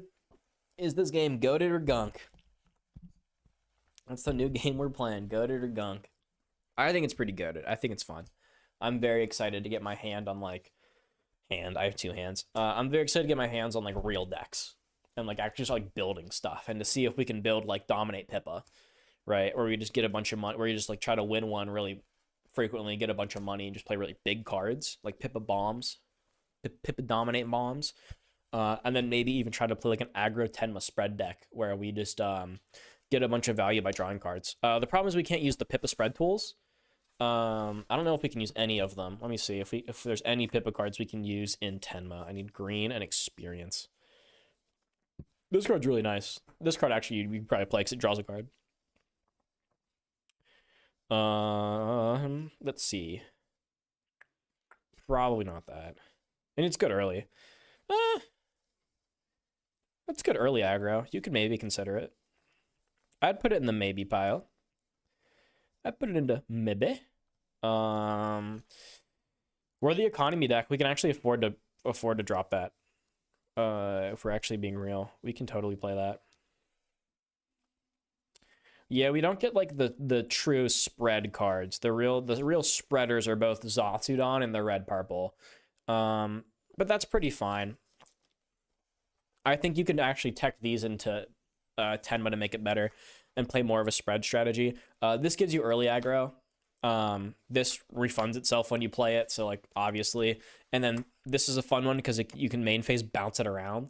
So this can help you spread. You can actually, what you can do is you can tag team this with Tenma. If you have a bunch of pump spells, you can put these, so you play like a super good econ early, drop this, and then you can just run these around the board and just kind of win wherever you want. And so like wherever your opponent tries to fight you, you can fight them with a 14 and like a pump spell in hand. And then if you win, you refund the pump spell. So you can almost play like, you could maybe build like a Tenma bully deck where all you do is you establish mukbang and then you just perma contest your opponent. It's going to be hard because you have to pass the token. This is where I really wish oshi-push was like Star Wars, in that you could take the first player turn action and you could choose to claim it. I really wish that was a rule, because what you could do is, as this Tenma deck, is never take the token. Hope your opponent always takes it, right? And just wherever they go, you just meet them there. Maybe they made it not like Star Wars, so you couldn't do that, right? But I think that would be kind of funny. So maybe like whenever you don't have the token, you just go where they go and you fight them with this, with a permanent 14. And then you also have your upgrades that you can try to hit too. And if you hit your upgrades, it gets even bigger, right? If you hit the really big upgrade, you can fight them with a permanent 17. And when you draw 2 cards, and you discard a card, so you only +1, but it's really, really good. So you get a lot of filtering. So you can just fight them with this super idiot that just goes wherever she wants. That would be really, really cool. And then on your, like, when you have the token, you just go somewhere and just kind of like build up somewhere. And then next turn you grab this and run and fight them, right? And then you leave it there, go back to your little dominate area, build up your dominate, and then on their turn, like, that's kind of like the gameplay loop, is you just you fight them with this, and then you just like play a 6K thing and you just dominate it with like good cards like this, like cards that just refund themselves, like marshmallows and the updated model stream, and just keep accruing like value and stuff. I think that could be like a fun kind of deck. Tenma Mukbang. The Tenma Mukbang ASMR strategy, where you just pair these together and they just run around. I think that could be kind of silly. But that's like something fun you could do. But there's a lot of like fun like theory crafting things you can do in this game, which I'm excited. I'm excited to just mess around and see what I can come up with. But I like that idea. I like the Tenma Mukbang run around, just annoy you deck, where you just constantly wall your opponent.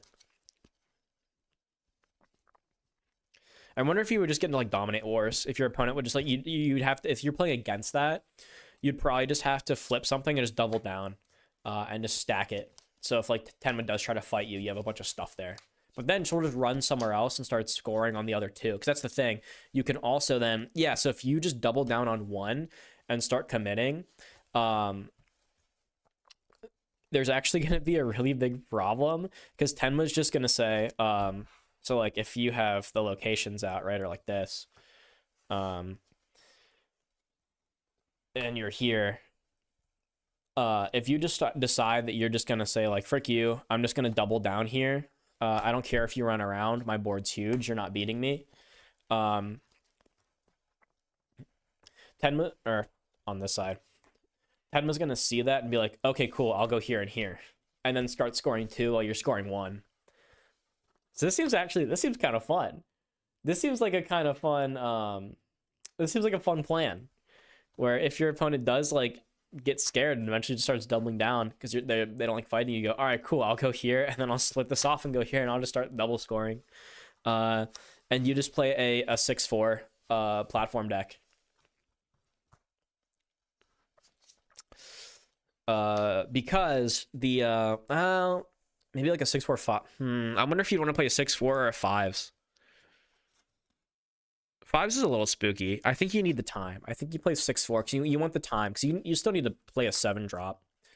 So you'll need the time to build up a little bit. I don't know how good the economy cards in the set will be. Maybe they're broken. So maybe you go 6/4. That way you can just buy yourself some time and just be like, yeah, I'm just gonna run around. And then once they give up, you go, cool, I'm just gonna start splitting. But it's an idea. It's a plan.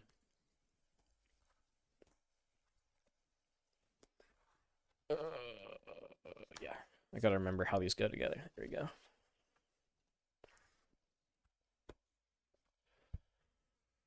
Bing bong. Oh, so yeah, Pippa absolutely fixable. Absolutely fixable. Once we can start building decks, there's a world where Pippa, you just build like Pippa Dominate, and you just try to keep winning, getting economy, and just win really quick. Or you can do Pippa Spread. There's like Pippa Zatsudon Spread, which you can totally. Actually, what are the Dominate cards? What genre are they? Are they red? Or is there going to be like a better Dominate deck? I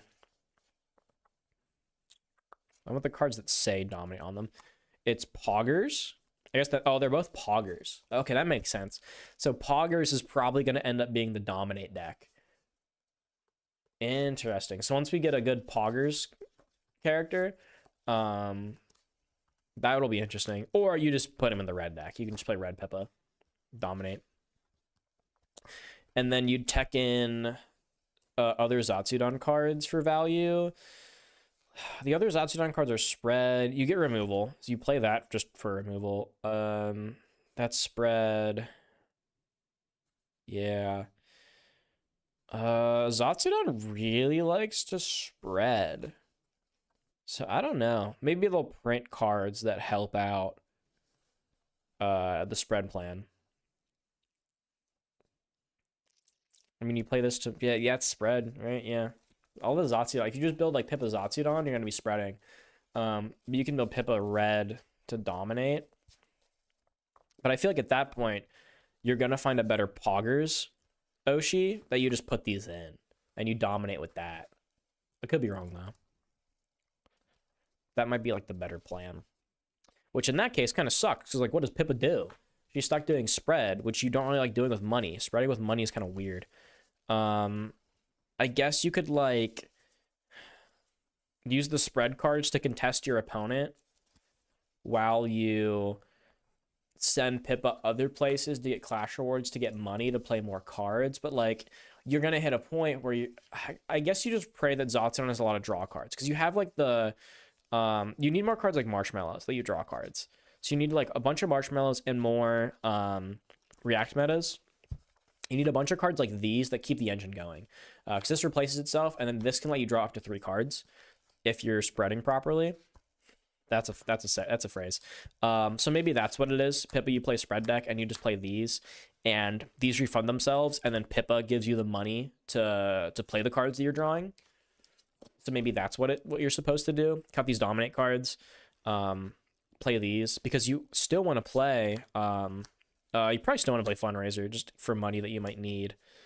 You definitely want to play that. That card's really good. I mean, this, right? You play this. You play this. Where's the other spread tool? This one. So you have like your package of spread tools / early game aggro / like late game spread bomb. And then more like supplementary stuff for like, you can ditch this for some money if you need to play cards. This draws you cards. This draws you cards.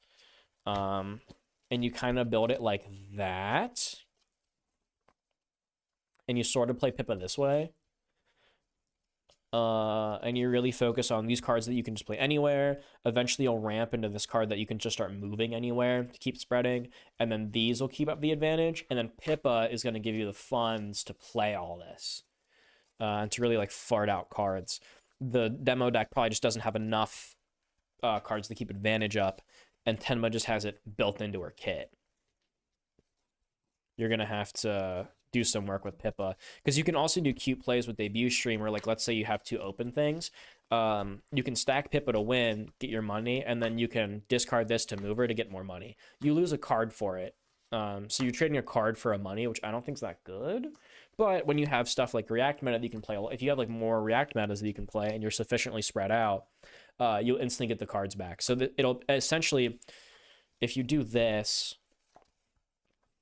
you discard this for 1 extra money. So this effectively costs 1 to draw 3. So it's 1 for, it's still +1. So maybe that's actually not that good, because that's just a +1 at that point. Right?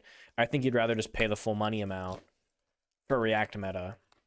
I guess it would make it free. Like if you won, you get 1. Then you can do this to make this 0 to just essentially discard it as well and draw 3. You're still only +1, but you have 0 investment.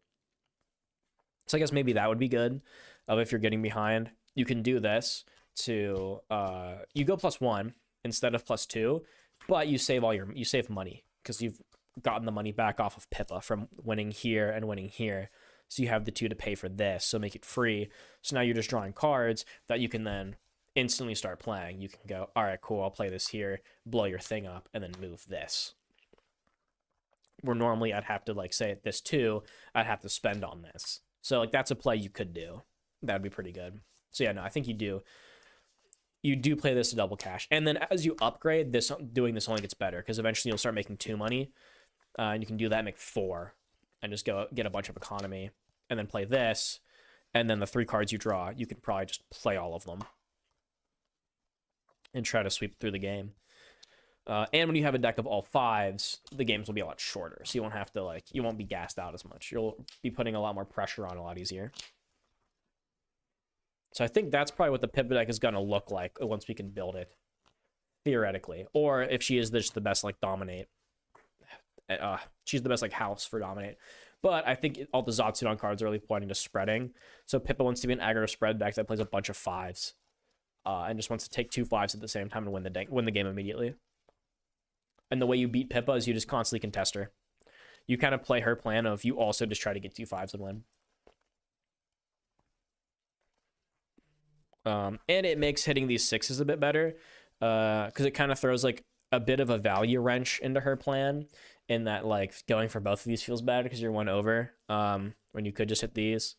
But I don't know. There's probably going to be a whole meta around it, which will be fun to figure out. Right now, I'm just kind of theory rambling after playing 3 games with a person and 3 games by myself. It's fun. I like this game. It's fun to just kind of sit there and think about. And I really like games like that. I think games like that are super fun, super interesting. There comes a time, I don't know, sometimes you play Vanguard is Vanguard's really fun, but there's not much to really think about, honestly. Theorycraft, in my opinion, the decks really build themselves and also kind of play themselves. You kind of just follow the instruction booklet. When I'm playing a Vanguard deck, it really feels like I'm just following the instructions. I feel here there's a lot of decisions I have to make, but it could just be because that's a new game and I've been playing Vanguard for 15 years. But I think it's still something. Oh my, oh Jason. Of course you did. All right, I'm going to throw it back. Let me throw it back to the big can. Let's boop. Toss that on standby.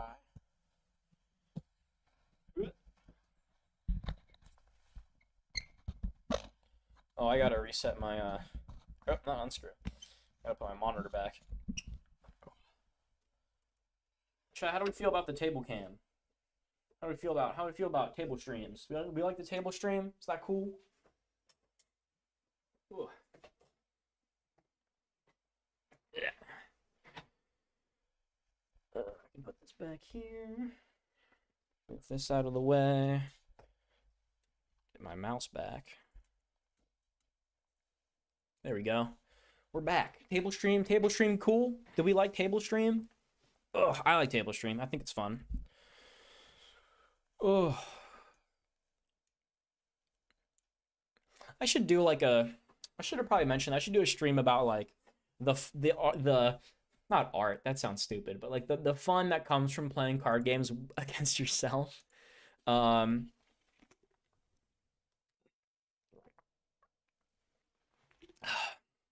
lot of people will think, and I mean I'm guilty of this too, of man, playing a card game against yourself, shadowboxing against yourself, that's the lamest thing I've ever heard of. That's loser activity. And I thought the same thing, and then I went, man, I'm enough of a loser, I'll just play by myself, I really want to play. And then when you start playing, it's actually really fun because it's the fastest way to learn how if you're learning at least a new game, or if you have 2 decks you want to learn, it's not only the fastest way to learn how both decks want to play, but it's also the best way to learn a matchup because you get to learn both sides. You get to play both sides, which is super super sick. Normally, if you're playing against an opponent, they're going to be making decisions that you're never going to know about because you don't know what's in their hand until afterwards. But when you play both decks at the same time, you get to make both decisions and you get to see both decision trees and how each deck impacts each other decision tree at the same time. It's double learning. The thing you have to do though is you have to be really careful. You can't play with meta knowledge. You can't play both hands are face up on the table. You can't be what do I do? Well, I just played their last turn and I know they have this, so I should probably do you don't want to do that because that's going to ruin games because you can't play that in real life. You have to play they're blank. You don't know what they have, but it is really fun to kind of play against yourself and see, and doing that, you get to also find like the optimal decision paths without having to like play against someone, get smacked, and then have like them explain to you why you lost and like hope that they're correct. And then like play again and then try it and figure it out and then be like, no, well, I should probably do this here. When you get like both perspectives at the same time, which is really nice and really fun. And I think we saw it back there. It's really, I don't know. I might just be rambling, but I think it's sick. I think it's really fun. But maybe I'm just sad and alone and I'm justifying it. That is equally possible. That is that could equally be the case, and that's okay. I think that's fine. But I do think when it comes to learning a game, I really do like to play at least a couple games against myself. I feel like you really get both perspectives really, really quick. And you get to learn how to make the decisions better, right? Your decision making levels up at a much faster rate because you get to kind of see not only like the outcome of your decisions immediately, but it's also doubled because you're making the decisions for both decks. So you learn matchups really quick because you learn card pools really quick because you're playing both decks. And you understand how they both work and how they interact with each other and how they play against each other, which means that, like, I'm sure you've heard before, like, the best way to learn how to beat, if you're struggling in a card game and you don't know how to beat a certain deck, the best thing you can do is to play it. Play the deck that you can't beat, understand how it works, get a handle on it, because then the next time you go to play against it, you have the understanding of what they're trying to do, and now you can figure out a way to counter it with whatever's in your hand because you kind of like already know what they're going to do before they do. It's kind of sick. And it's really fun. So a lot of times in oshi-push where I can be like, all right, do I gamble here? Well, I know the Tenma deck has like this, and this card. The 10-star pumper costs 4, so if she has 4 open, I should be a little worried. Especially if she didn't play anything during her turn. If she didn't play anything and just skip right to the clash step, she might have the big 10 cost pumper. I should be aware of that and kind of play around it. There's also the 1 cost 4-star pumper and a couple discards for 2. But like knowing that, you get to make better decisions than if you just blindly played into them and got blown out. I don't know. I might just be rambling, but try playing a game against yourself. You might find you actually have a really good time and learn a lot. I think it's a valuable tool. Especially if you're trying to learn how to beat something. Because like just playing blind into a deck is going to be hard because you're not going to be able to learn about what cards do until you actually like play against them, which is just time consuming. So this really speeds up the process of you get to see exactly what interacts with what like immediately, because you're playing the cards against yourself. So I think it's very helpful. I think it's very, very helpful.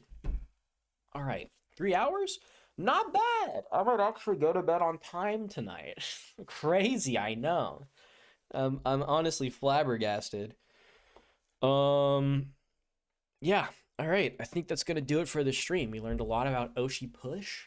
Maybe I'll teach some people tomorrow at locals. I don't know. I'll think about it. I have a bunch of other stuff I have to do at locals tomorrow anyways. There's the new Vanguard set, and I got to play the Gunner game. So I'll see if I get around to it, but if I don't, I'm going to be working on that video a bunch this weekend. So hopefully next week, the oshi-push video will be live for like 4 people to watch, but I don't care. I want to make it. And, making VTube videos, it's not about what the people want. It's about what ignites your creative spark. Because if you're just making content to satisfy others and make content, content's going to suck. You're not going to have fun making it. So I want to make content that I enjoy making. And I'm going to bring back an old video format that I really like and haven't gotten to use in a long time. So we're going to bring back the tried and true. If anyone knows me from my Universes days, you know what I'm talking about. Or maybe you don't. But I don't know. It'll be fun. Maybe I'll just hate VTubers. Who cares? But with that being said, thank you guys for coming out to the stream. I will see you guys probably next week because I'm going to be working on video stuff. I don't know. Maybe I'll think of something to stream and stream it. But I have a lot of things I want to start prepping for channel and other projects, so I'm not sure if I'll be streaming too often in the future, but it's been a pleasure having y'all here to watch me yap and low-key go insane. But with that being said, I hope you guys have a good rest of your night and a good weekend and a good locals, because I know most people go to locals on Fridays and weekends. And if you don't, I hope you had a good locals. But with that being said, thank you guys for coming to the stream, and I'll see you later.